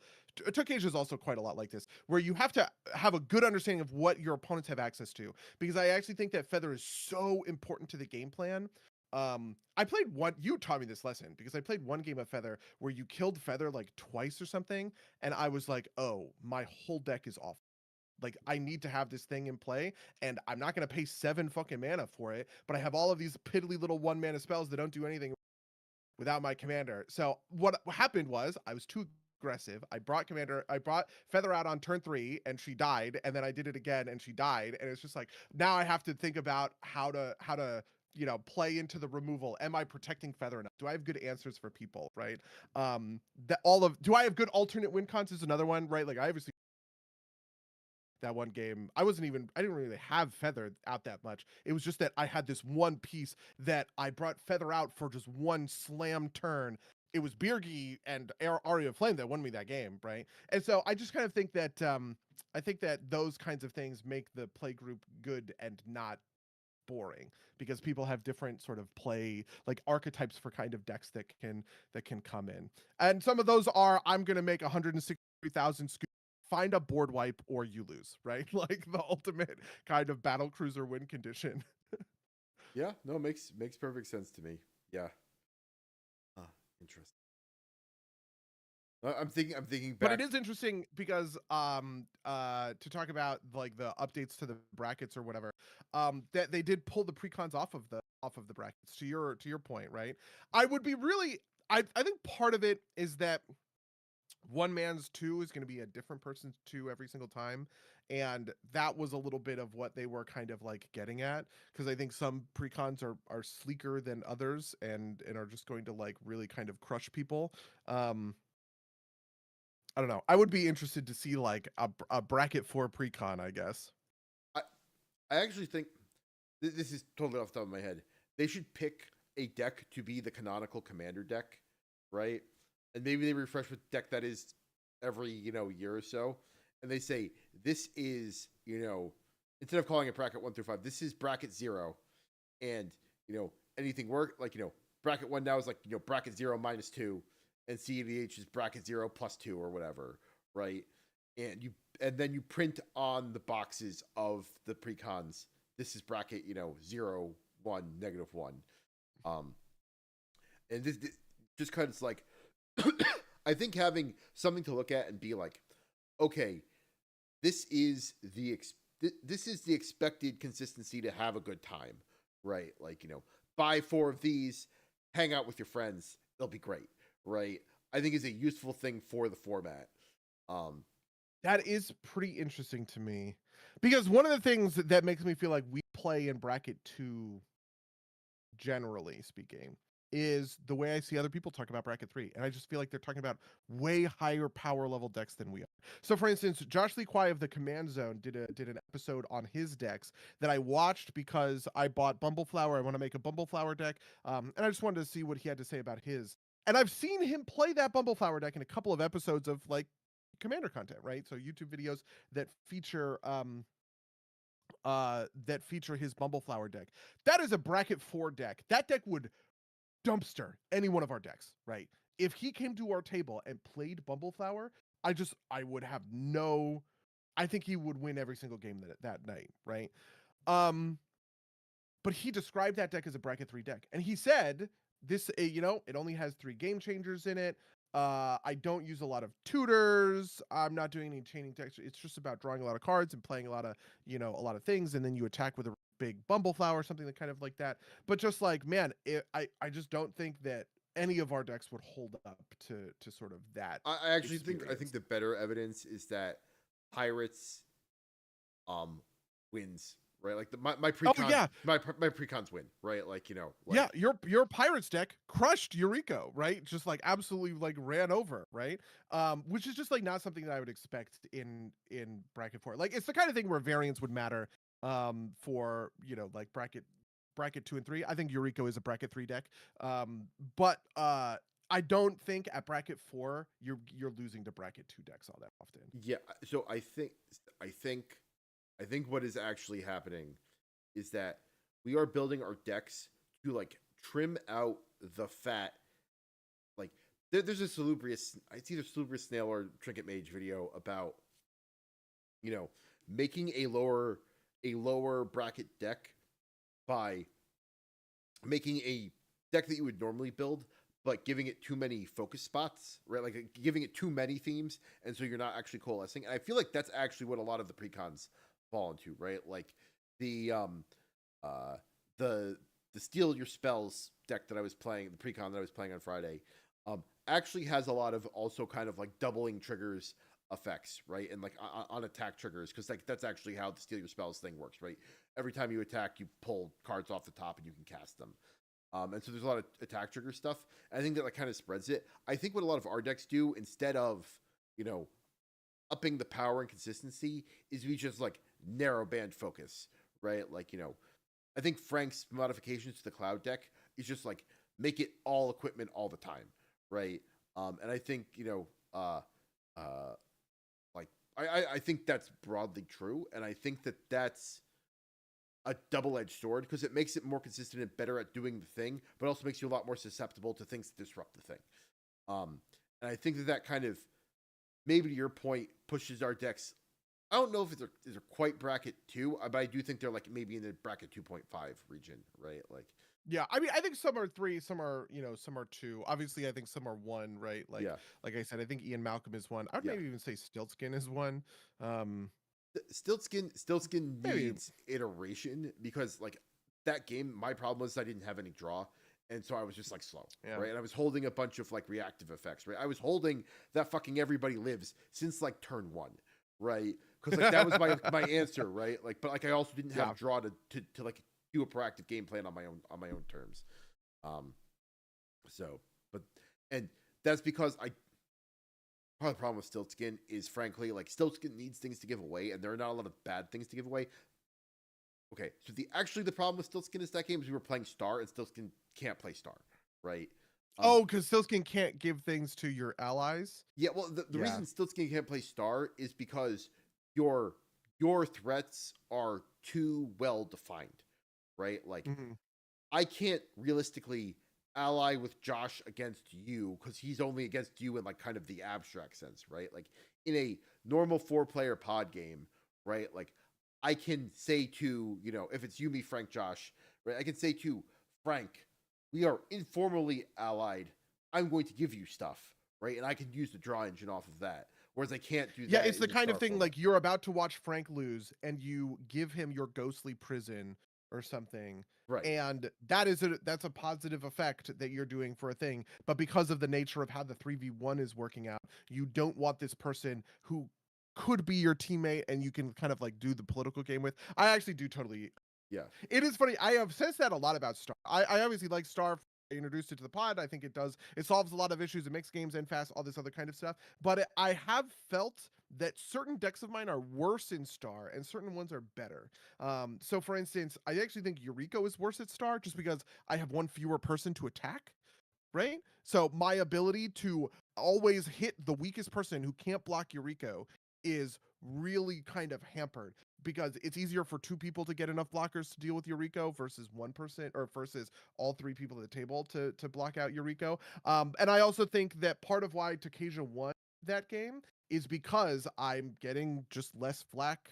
You know, Takesha's a lot of the time going to be the weakest person on the board, the easiest attack, but like there just weren't a lot of good attacks for it's not like Frank could ever have sent his cloud my way, which if we were playing it to he would have been able to do. So yeah, it's not like Yurlock drew friendly fire because it like was damaging everybody, right? Like there's like the kind of opponents players dichotomy. I think like yeah, that's an interesting thought. Like I also think Zerion was wrong. I mean, I'll just say this: Zerion was wrong to target the way that he did. I think that was just like poor threat assessment. Yeah, but I think it was kind of like level 1, kind of like this is causing me damage and I can't stop it, so I need to stop it type of deal. Yeah, I guess I would agree that that's in a certain sense what I'm criticizing. I'm sorry, Zerion. I think you're a very good player.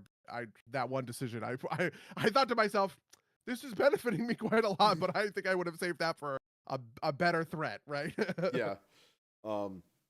But yeah, no, I think maybe we should at some point do like a whole kind of like, I don't know if we've got a whole episode for it, but part of me feels like we could do a whole episode on Star versus Commander. Maybe run a couple more sessions of both to like figure it out, because I do think I think it really tamps down on the politics, right? Because like there's only so much you can do to your allies and your enemies, but it also makes certain politics happen in a way that I do think is interesting. I really love the interaction of, oh, I need to kill this person before I kill that person. Oh, I need to be really specific. It's complicated. I I really love that format. I think it might be no, I think it's a cool format, but I think it is,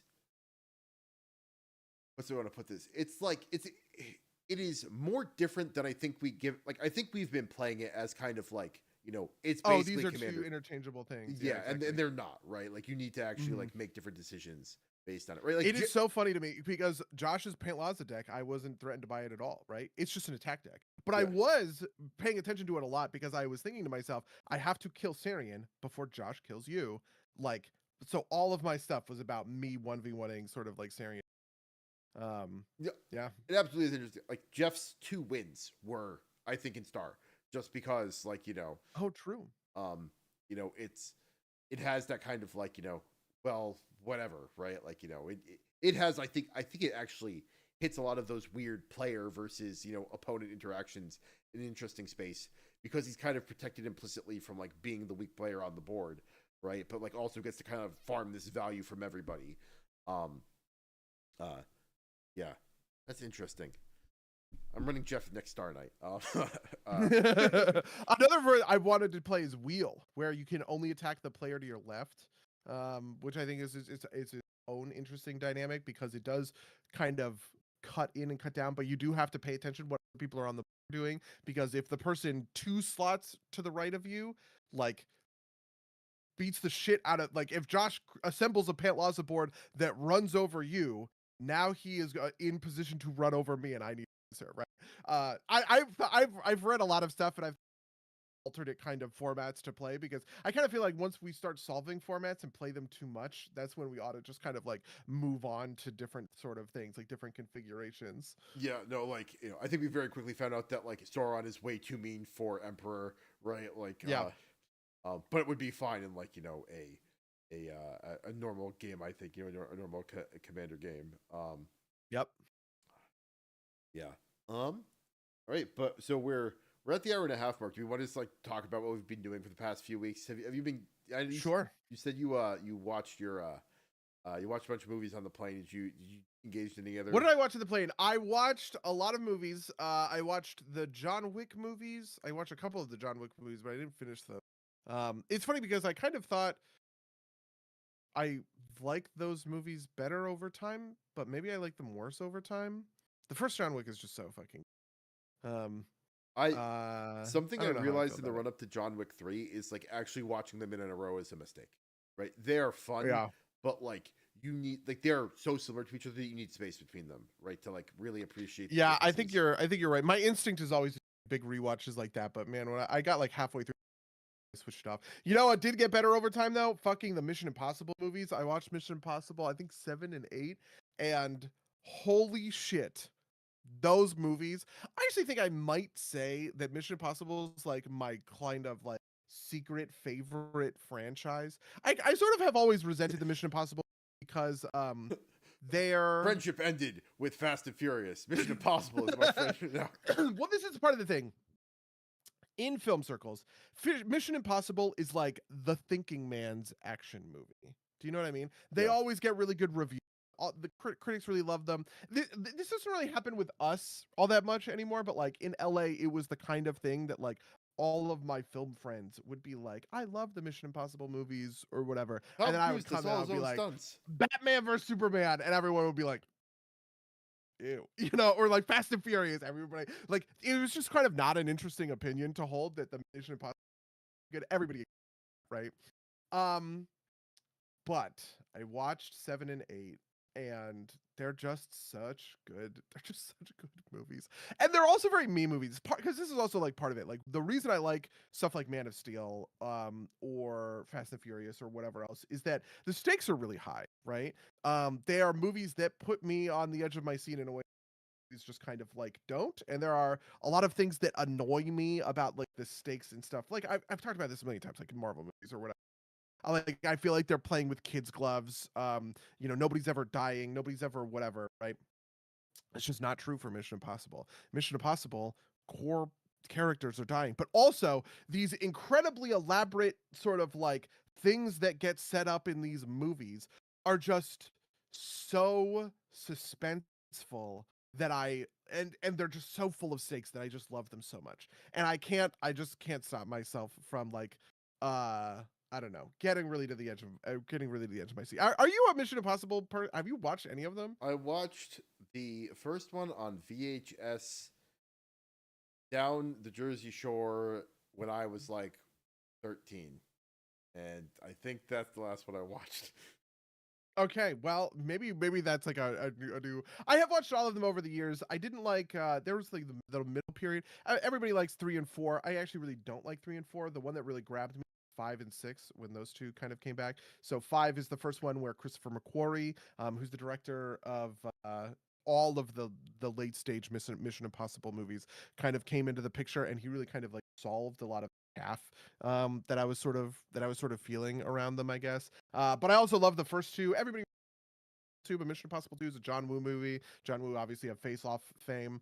And it's sweet. I fucking love Mission Impossible 2. I kind of think it came out when I was like a kid. I was maybe 10 or 11. And I just kind of can't unsee it at that age or through those eyes. But 3 is by J.J. Abrams, who I historically obviously deeply dislike, and 4 was Brad Bird. 4 I guess is okay, but 4 just kind of like had a bunch of stuff that I didn't really connect with, I guess I would say. No, that makes sense. I buy that. Yeah, I buy that. what else did I watch? I watched the How to Train Your Dragon. It's funny to me that the DreamWorks. I think I wanted to hate this movie. I think I wanted to say this movie is dog shit. Because I don't like the Disney live action remakes. I kind of as a rule very bad. But it turns out that DreamWorks is not doing the thing that Disney is doing, where they are kind of like Disney is iterating on the movies in order to make them better. They are adding things to like address criticisms that came out for these like Renaissance movies. That is always stupid and wrong, I guess, is my new viewpoint, because How to Train Your Dragon doesn't change shit. It is just the animated movie, but in live action with good actors doing the movie, and that's actually pretty compelling, right? Like, it's kind of stupid. I don't know why. Like, you could make an argument from, you know, we ought to be. It's just the same thing over again. Okay, fair, I guess. But if you are going to remake a movie and you just straight up carbon copy it, and actually you have good actors giving good performances with good VFX, and some of the stuff that you're doing is neat to see a live person doing versus a an animated person doing, I don't know, it's pretty fucking good. Like, I don't know what to say, right? I kind of can't get mad about the, like, it's just the same. It's like an argument from business, which I just think you see eye to eye on, basically.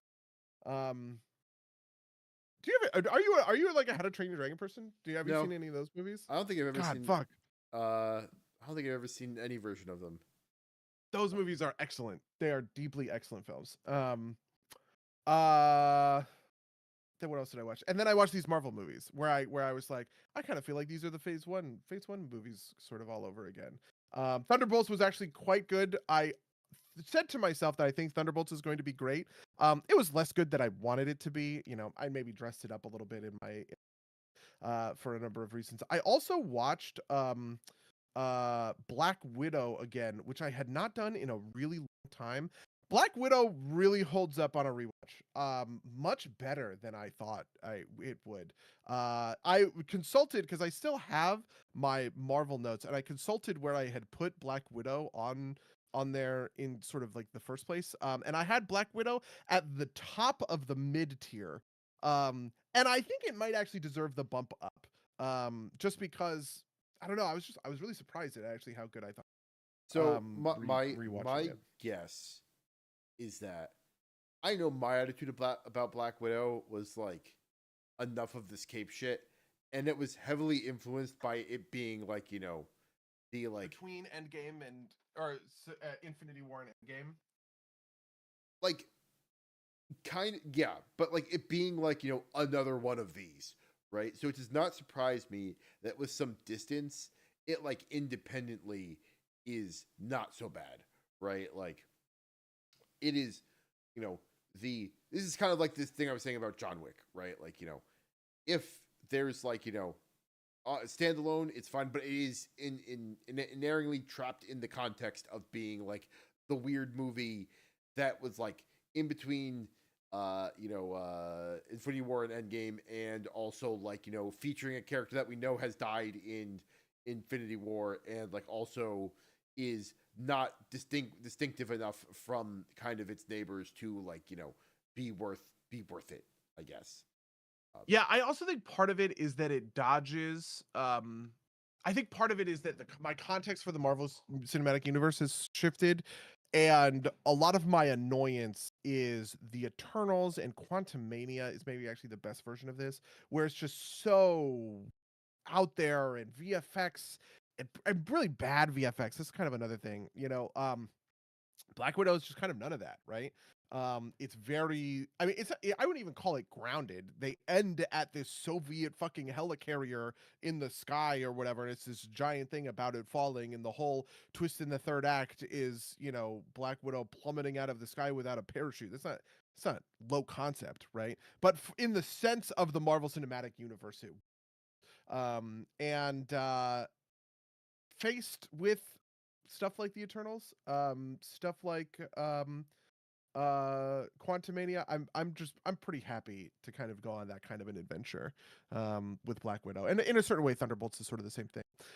Captain America was interesting. Captain America was great because it was the first one of these in a while that has actually felt like it moved the cinematic universe ahead, which is good. It actually addressed the Celestial thing. You remember the Celestial at the end of Eternals coming out?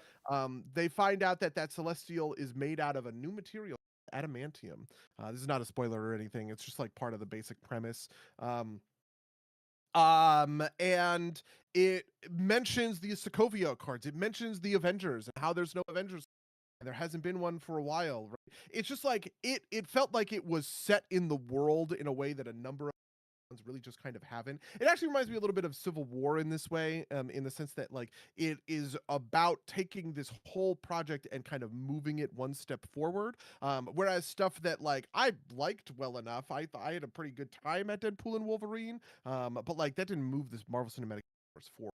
Yeah, I mean intentionally, right? Like it was vaguely tied into the TVA, and even then it was kind of like if you watched, Loki 2, right? Like, the TVA in that just kind of seems kind of entirely disconnected from the Loki versus Wolverine. Yeah, and it was mostly it was mostly sort of a celebration of that Fox era of like films and stuff like that.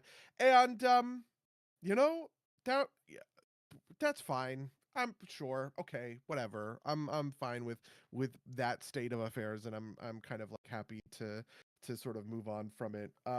Also, part of it is that Florence Pugh is just quite good, which I think everybody has already known, right? That she's just a really smart, talented, upcoming actress, and Marvel really kind of snatched her to be the supporting character in Black Widow and was like, "Oh, actually, she's really good." And so when she gets the bump up in Thunderbolts to kind of being the protagonist, she does a great job and she really carries that movie, which is something that I also feel like I haven't seen maybe since like Guardians of the Galaxy and Chris Pratt, where, you know, he just carries the movie because he's the movie star sort of stuff.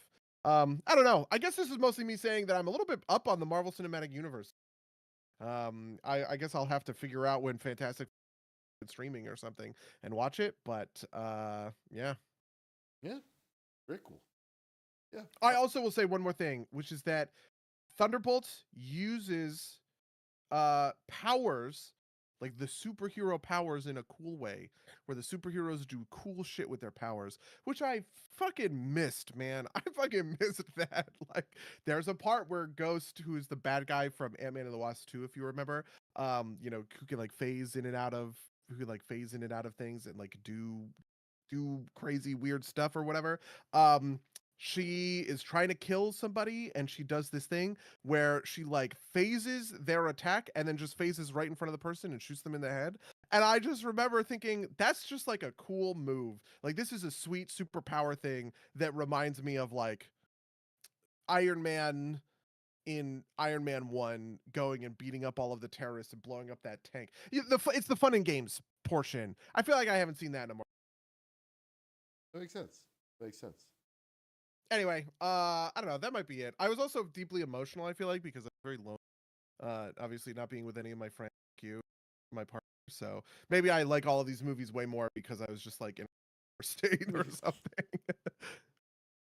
Interesting. Huh. You know, our movie that's and it's interesting because like I had an unlimited movies pass for a long time, and like I always attributed falling off of that to like movies not being as interesting, but maybe just because like, you know, I spend time with my girlfriend slash wife, you know, as time has gone on, and I don't need to watch as many movies to fill my time anymore. Yeah, I used to love going to the movies. I would go to the movies all day, right? But I don't know. It's just not something that I feel like I canceled my. I guess it was AMC A list, partially because there's no AMC near here or whatever. Even towards the end in Los Angeles, I probably don't see very many movies. Yeah. Um, on my end, movies wise, we watched Weapons. It's a spooky month movie. That is a spooky movie. My favorite thing is directed by Zach Kreger, director of Barbarians. My favorite thing about this always is that Zach Kreger is a member of the Whitest Kids You Know, which is like a skit group from like I want to say the early aughts. Mhm. And it's just fun to think of him like this guy who you can see acting as like a shithead in these stupid skits is like actually it's a pretty compelling horror. Um, um, the thing part of the thing I like about it is that it doesn't really like in both this and Barbarians doesn't kind of like super explain its premises or like the logic behind it, right? It's like, you know, in Barbarian or I don't want to spoil either of them, but it's kind of like there are vaguely supernatural things that happen and that's just it, right? Like, you know, the movie says this is what happens and you're just expected to accept it, and there's no kind of like and here's like, you know, the book of magic that like from which all magic flows or whatever, right? Like just kind of like this happens, deal with it, right? It does kind of veer a little bit into kind of like the, you know, the problem I have with the Vivitch, which is that like, you know, the characters can't really do a lot about certain things. It's better than that, but like it's mostly just spookiness. I think horror films can get a lot away with a little bit more because it's about horror. I feel like I want to go watch Cabin in the Woods now, just because like I really enjoyed that movie the one time I watched Have you it. never Like, seen it? no, I have. Oh, okay. I just haven't seen it in a while.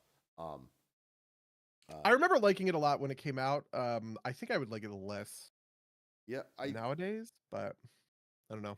it is I feel like I have less tolerance for people doing like meta bullshit these days, but that's just kind of my instinct. And I think Cabin in the Woods is good, and I like Joss Whedon. I like Drew Gooden, I guess. Yeah, I think it is meta bullshit, but I also like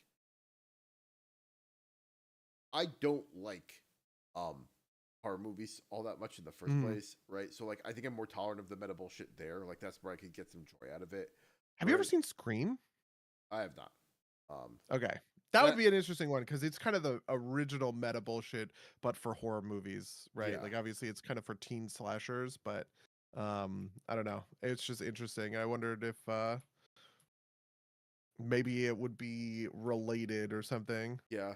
Yeah, maybe that's a whole basically I don't like horror movies enough to seek them out, but also like in October I'm willing to kind of like do the scary movie, right? Like Yeah. I have no real interest in watching the Pearl movies, right? There's like 3 of them that are like Oh, I do want to watch those actually. With Mia Goth and a guy who everybody likes, this director. I can't remember his name. Yeah, I just don't care. But like this because like I don't care about so you know, peer into a person's lives. We went to a haunted farm last night, which had its own kind of ups and downs. But like something that I realized as we were going through it, I was talking to you about this vaguely, is that like getting spooked to me is like it's fun in its own way, but I'm like not there. I don't get scared because I know that it's like, you know, not real, right? Like I get jump scared, right? But it's like it's all tension and release. It's no like horror, and like I just I don't quite get there with any of these things. I guess maybe part of it is I like seeing things overcome. I think there's a big part of my problem with The Witch, which I know is like a well regarded film otherwise. Just like I don't get a lot of joy out of watching, you know, people being, you know, mercilessly killed by horror, right? Like, and I'm the thing about The Witch that I think is interesting is I feel like part of what bad horror does that I feel like you're getting at is that it explains itself too much in a way, right? Like, and maybe that's what I feel like is maybe I wasn't all that spooked by the haunted house either, right? Um, but we were talking about like what we would do in a theoretical haunted house or whatever, and I said something like somebody said something. I didn't make this joke. Maybe Caroline made this joke, but it was about the doctor wouldn't give me an abortion, and it's like a woman next to a furnace, and it's implied that she burned her baby alive. That is horror to me. Like that's like true horror, right? And part of it is the implication, right? That's the part that makes that horrifying. If somebody says to me, I threw my baby in a furnace, that's not horror, right? It's all about the staging of all of that kind of stuff together. And I kind of think that the Vivitch is working in the same sort of way, is that it's implying the supernatural force that can steal a baby so that the witch can eat it right out from under Anya Taylor-Joy, right? And also kind of this weird thing of the Kafkaesque situation that it puts her in, where she was responsible for that baby and now it's gone and everyone thinks that she failed, but we were there, we saw. All she did was play peekaboo, and for 5 seconds she looked away and it's gone. And then you are watching and you're listening to these masticating, and in the distance you're looking at a figure outlined in a silhouette by a fire. Is that the witch? Oh my god, are the mastications, is she eating the baby? It's like all of that stuff is kind of like done by implication, and I kind of think that's where the um and it's a tipping point thing, because too much implication, and I've seen horror movies that are like this where they basically don't even have narratives. They're just kind of they're just kind of spooky images next to each other. There's a lot of these that you watch, and I think they're all fucking dog shit, basically. And on the other end, you have the stuff that's over explained, where, you know, the nature of the horror can't be in this implication anymore. It has to become too kind of obvious and straightforward, and at that point it's basic. Yeah, so I think we're describing two different things. I think the thing about the haunted house is like I don't enjoy the scared thing, so I don't allow myself to suspend my disbelief, right? Okay. Because I'm not going to get any, like if I suspend even implicitly, if I suspend my disbelief, I'm not going to enjoy it. And so like I will just like, my fun here is trying to look for where I think the jump scares are going to come from. And I get a point when I see it, and I lose and I get jump scared when I don't, and that's fine, right? Okay, I think I would agree with that. The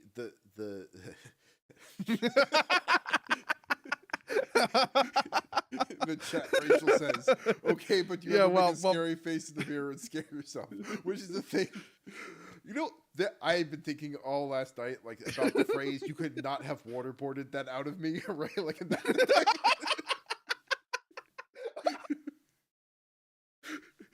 it's also just. This is it's the thing. Yeah. Just for context, this is the thing a person in front of us in line said that we overheard. It is pretty. I notice this so much more as an adult, and I cringe at myself every time I think about doing this as a child. But I think everybody does this, right? Everybody does some amount of this, which is that you get positive feed. It's what it is the SpongeBob ripped his pants joke. Yeah. Okay. You get some amount of positive feedback that this thing that you're doing is fun or engaging or helping the group have a good time, and so you just keep hammering that nail, and it becomes obvious that you're lying, and you're not, like, that's not real. I don't think that she ever does this, right? But what she's trying to do is play into the fact that everybody likes that she was getting like super spooked, basically. And it's just like all of that. I don't know. It's like a very teenager thing. I think all teenagers do this to some extent. Yeah. No. Absolutely. But sorry. Would you feel like the haunted house would be better if it had? This is something I was thinking about, right? Which is that, like, I don't actually think it would be all that hard for that haunted house to create a real narrative for itself, right? Which is to say, some pagan cult in the New England woods put together a thing, and we're on the, this farm just happens to be on the grounds of those murders, and giant pumpkin that they made. Like, you could tie some narrative strings to a bunch of this kind of stuff in order to kind of like link it all into one thing. Would that make it better or worse? Like, is there any version of a two on that line? I don't know. Just because, like, I don't know. I'd have to sit and think about that for a while, because part of it for me is like there's a part of me that like would want to do these things and allow myself to suspend my disbelief, but like for purely kind of like fear is the mind killer type reasons. Like, I want to try and like train like my metal into myself, because I live a cushy life in like the exurbs, and I don't have to worry about like wolves eating me at night, right? Like and so like this is the closest I'm gonna get to that, right? Like I am too soft to actually like go sign up with like to be like a BlackRock mercenary and go try and like shoot people in the Middle East. So, and I'm like, there's no world in which I do that. So like the closest thing I can get is like trying to train myself to not be spooked in a haunted house. But and so like the narrative, I don't know if the narrative would help that at all. Like I said, I think I'm describing different things. My problem with The Witch is not the narrative horror, it's that the characters can't really do anything about it, right? And that's just like if I'm going to watch this is actually a problem with a lot of horror movies, right? Like the one I can think of, Drag Me to Hell, which I saw in theaters when it came out when we were in high school. And the thing I enjoyed about that movie is it is campy, right? Like I laughed so hard at that movie the first time I saw it. And I didn't realize, like, I was not as read in, and it's like, it's a Sam Raimi film, right? It is intentionally campy, but also like it popped in my head because the character there really doesn't have a lot of control over what happens to her, right? Like from moment one, she's fucked, right? Like, and there's a little bit of stuff there, and it turns out that the thing that causes the issue is like spoilers for a ancient movie, is that like there's like there's a mistake that happens, and so like the thing to cancel the curse doesn't work. I guess I just kind of don't like bad endings, or at least bad endings for like people that on balance don't really deserve it. And a lot of horror movies kind of like rest on like, not having a ton of agency, and that's just like not fun to me. Um, and fun in this kind of like engaging sense, right? Like it's not a thing I enjoy. Obviously, horror movies happy-go-lucky. I just, but that's a personal hang-up, I guess. But yeah, I think I agree with you, and I think that makes sense. That part of the tension, that there's no tension if the other side isn't pulling. It's kind of what it feels like you're kind of describing when it comes to the bitch, right? There's nothing that the family ever could have done to solve it, right? You can't pitchfork up and go murder the witch in the woods. You can't, they had no chance. So it's not sporting competition, shall we? Yeah, right. I think I empathize with that, right? Yeah, and it's not like they're particularly. There's no like joy in that, like the thing you can enjoy about like a typical slasher film is like a lot of the victims are kind of terrible people, and so you can kind of like vicariously get the like, yeah, he kind of deserved it, right? Like, yeah, like, so I Know What You Did Last Summer is a guy who all these people thought that they killed, and so he's getting his revenge, and there's some level of justice to that, right? Like, I think I can, I think I get. And well, I'm not going to sit here and say the family and the witch is like, supposed to be like objectively good, right? They're like weird Puritans, but it's not like, there, and maybe this is just kind of like my sympathies for religious people coming out, but like it's not like they're like secretly bad people that like deserve it, right? Like this is part of what. So Weapons has some good comeuppance, right? There's like, some things that I don't like about it, but like there's some kind of like I enjoyed Weapons on balance because there is some eventual justice in the things that happen in the movie without giving too much. Yeah, I mean, it's interesting. I don't even know that I could think of horror movies that I really like or good. Texas Chainsaw Massacre is like insanely scary. Totally fucked me up as a kid. The more recently, the It movies. I like the first one a lot, but the first one was really good. In terms of just like creating that sense of just like dread almost. Which I think is part of what made it so sort of successful. I'd be interested. Midsummer was another good one. That one really stuck with me. That one was the I threw my baby in the furnace kind of, fucked up and bad, right? Where all of the horror in it was being done by implication. Like Elementary, Yeah. this movie I keep talking about is like it like pretends to be a horror film and is actually not. Which is the thing I guess I enjoy about it. It's a very weird movie. Again, I recommend that you go watch it just because it's so fucking weird. And it's on Netflix. Okay. And it's kind of cheesy, right? Like you like, but I don't know. It is a Basque movie by Basque people, which is just kind of like fascinating from that aspect. But away from movies, I beat Silk Song, which was very satisfying. I was thinking about this. This is like there is a year in which Silk Song could have been my game of the year, but it's not going to be this year. And we'll talk about it when we get around to the Derpies at least. I guess, but there are so many good games this year. Like we still like Outer Outer Worlds 2 is coming. Worlds, yeah. I keep doing that. I can't remember which one's Wilds and which one's Worlds thing. Outer Worlds 2 is shaping up to be super good. My kind of high point still this year is Expedition Tointois, Clair Obscur. There's just been some like great releases over the summer. I'm playing a shit ton of Hades 2. I just beat the secondary final boss this morning. I still have not hit credits, but like it is. I fucking love Supergiant Games. They hit it out of the park again.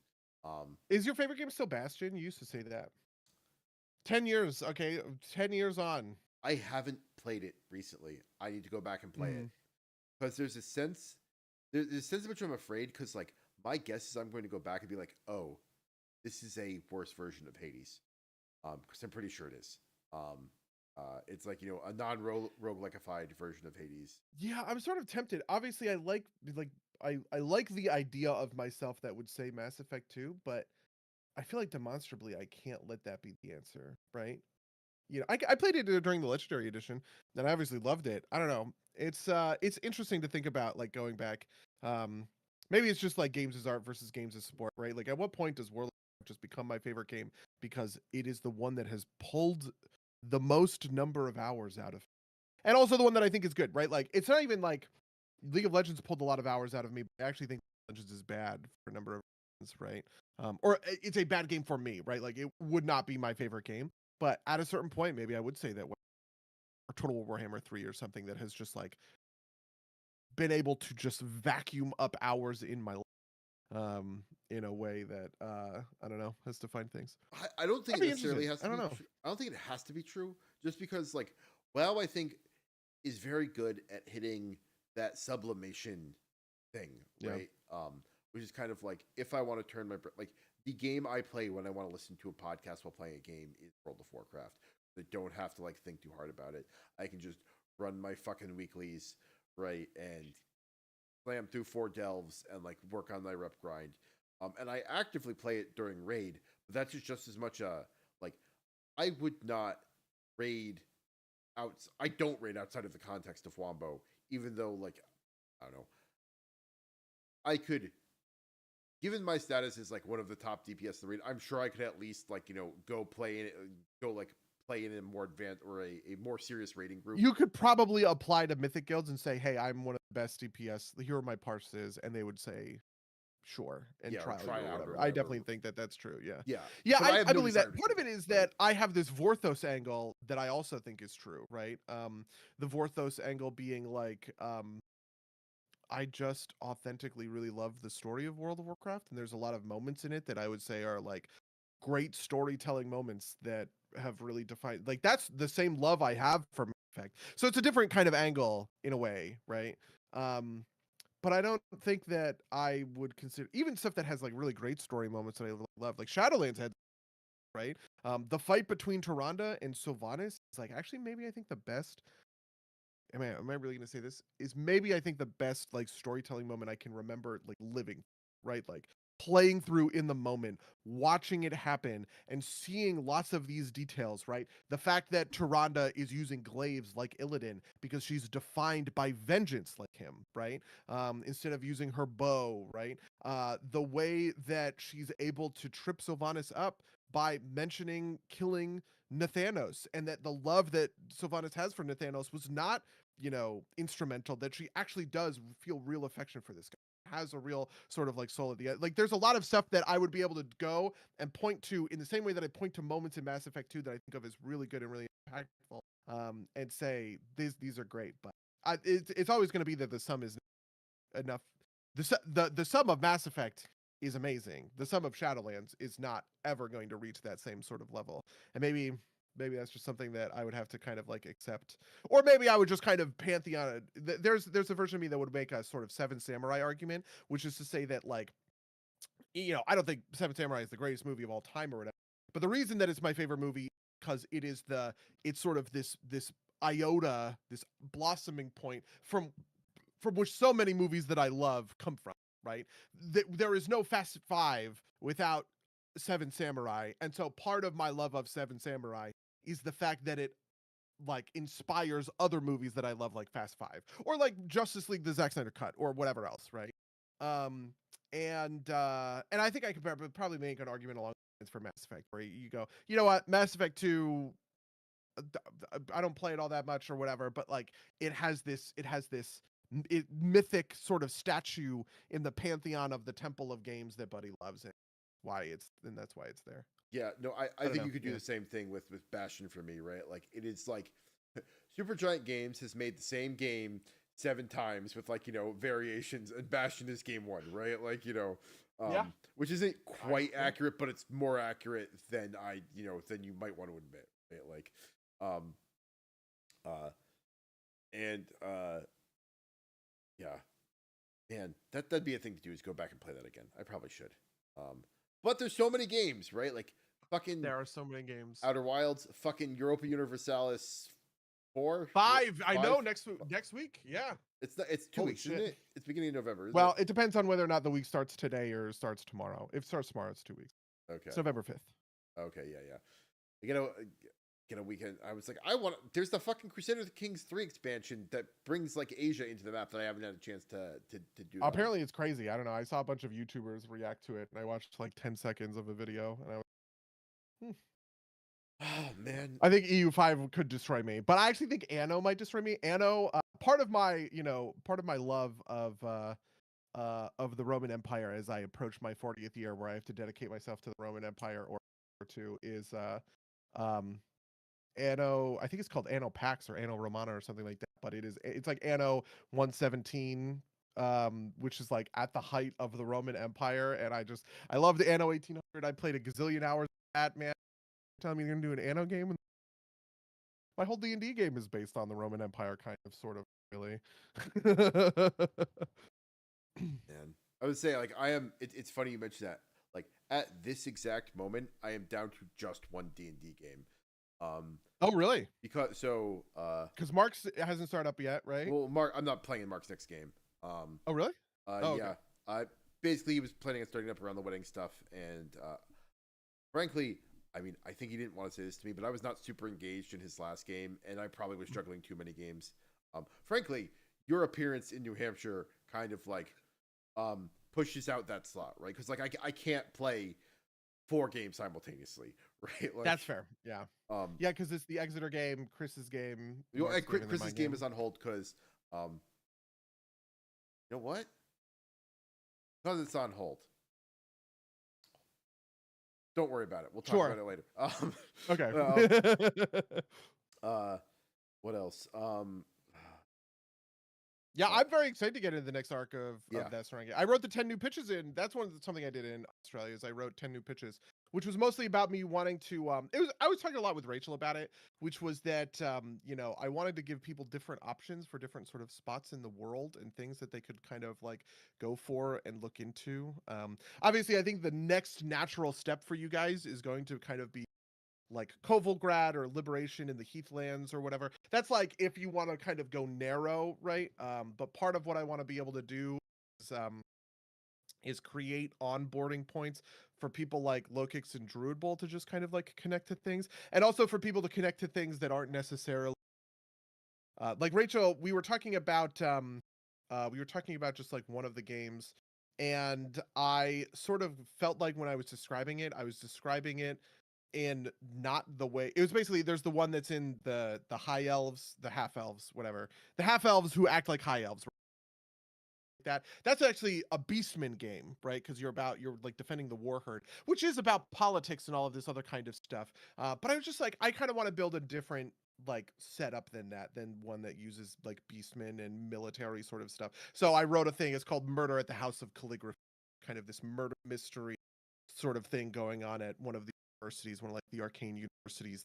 And so now instead of focusing noble rally bannermen to fight against the beastmen, you're dealing with the politics of the arcane universities and the professors and all of that kind of like all of that kind of stuff. And I wanted to do that for basically all of the different regions that are inside of the like inside of the empire itself. And then there were a couple of extra ones that she and I talked about. Like I wanted to do one that focuses actually on the big picture of the empire. I know who the emperor is and I know what he's all about, but none of the pitches really touched on that because I kind of wanted people to not get too close to sort of that stuff, even though I do want like world changing sort of stakes. So I added one, it's called Edict 96, right? Which is, very directly about, okay, this is the empire, this is the emperor, this is who he is, this is what his agenda looks like, and this is how his politics are affecting like the whole face of, the whole face of things. So bunch of stuff like that. Very cool. I will have to read them. That's kind of probably going to be my like, just because like the Exeter game is the one game I'm still playing in, and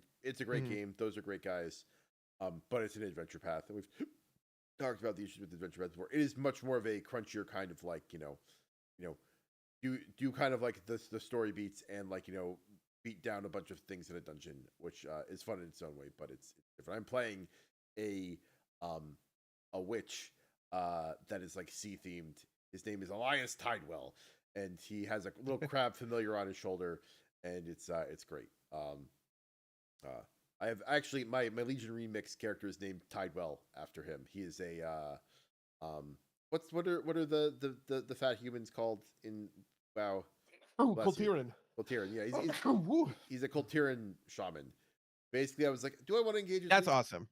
Do I want to engage with Legion Remix? And I clicked on Coltiran and I clicked on Shaman, and like the anchor totems dropped. I'm like, this, absolutely this. So I had to go unlock Coltirans. Well, this is the lore, is that because the Coltirans are sailors, they use tide sages in order to like manipulate the water and the stuff to have like favorable whatever. That's great lore in WoW terms, obviously for stuff like that. Except I've decided that I like playing Enhancement Shaman because it reminds me of Monk, and which doesn't actually do a ton of totems, especially not in Remix, where you just kind of like hit. It does have totems eventually because you get the totemic hero talent tree, but okay, most people there's also like Stormbringer or whatever. Yeah, you can do what you want with it. Like I feel like isn't like L or enhancement like not meta right now? Isn't it like bad or whatever? Maybe the enhancement. I really didn't like enhancement. I really bounced off it. Enhancement is actually famously one of the specs that I love a lot. I played a lot of enhancement a long time ago, and it just really captures. I actually kind of like that WoW doesn't have like a battle mage, like a traditional kind of like magus, you would say, right? Like a wizard with a sword sort of thing. That their version of that is really enhancement, right? And instead of being a wizard, you're this, I don't know. You have like the hammer and stuff like that. But I have a lot of problems with the current iteration of Shaman that are mostly built around just too many keybinds, and it's the spec doesn't flow in a way that I think of as like, you can just like play a spec, you just kind of get it. You kind of look at your stuff and you go, oh, I understand what my next ability I play. This is my filler. I hit this on cooldown. I hit that on cooldown. These are my big, 1 minute, 2 minute cooldowns, right? Like most classes kind of are like that. Enhancement is just like tough to read because like there's a lot of procs, there's just like a lot of stuff, and I just kind of can't grok it. And I'm sure if I read a million Wowhead articles about openers and rotations or whatever, I could get it all down, but fuck that. This sounds like the type of thing I would really like, but like I would have to build, because that's like basically what Monk is, right? I also feel like I don't have the headspace to do 2 of those at once. I will I like Tidewell is still like level like 20 something, right? Because I just I haven't leaned into Remix like I did into Pandaria, or into Legion Lemix like I did into Pandaria. Lemix, yeah, true. And I might have to do some of it just because like I want to get all the stuff, but also there are other games to play, which was not true during. It's also going to be around for 3 months. You know what I mean? Like I don't know. I'm not worried about it. Yeah. Well, is there anything else you want to talk about? This is a long episode, but it's appropriate for the. I guess so. You know what? Listen, it's our 10-year anniversary. 10th anniversary. Our 100th episode. Our 100th episode was 8 years ago. Yeah, it was also like 5 hours long. It's still like the longest episode. Oh, that's true, because that was the first questions one. Yeah, the first question we got, we like harassed people to give us questions, and then we learned that when we do this, we shouldn't harass them too hard, because then we'll get too many questions. End up sitting. I feel like when we do our 500th episode, what we should do. Okay, we should get everybody to your house or something. We'll all sit in the basement. Okay, or we could all like cram it. I don't know. I think that would be. We could get everybody for something stupid like that. yeah, that would be super fun. Which should be in about a year or so. So we'll figure it out. Yeah. All right. Well, let's call that then, right? Yeah. Sure. All right. Well, I gotta do the whole again. We didn't do this for 2 weeks. I don't remember how to do any of this. If you'd like to email us about any of the things we talked about in the podcast, you can reach us at derpsgames@gmail.com or podcast@derpsgames.com. Rate, review us on iTunes or wherever you find podcasts. All links will be down in the description. Buddy, do you have anything else you're looking to promote? I have nothing else I'm looking to promote. Is your South by Southwest talk like available anywhere? Nope. No. It is unfortunately not. It was very cool. South by Southwest wants you to go to Sydney, so if people want to, I'm probably going to do it next year, to be honest with you, because I think the lady liked me and she might let me do this again. So listen, if you want to come see it, maybe book a flight or something. For all of our Australian listeners, go. Yeah, exactly. Well, with that, I'm going to say until next time, dear listeners. Until next time, loyal listeners.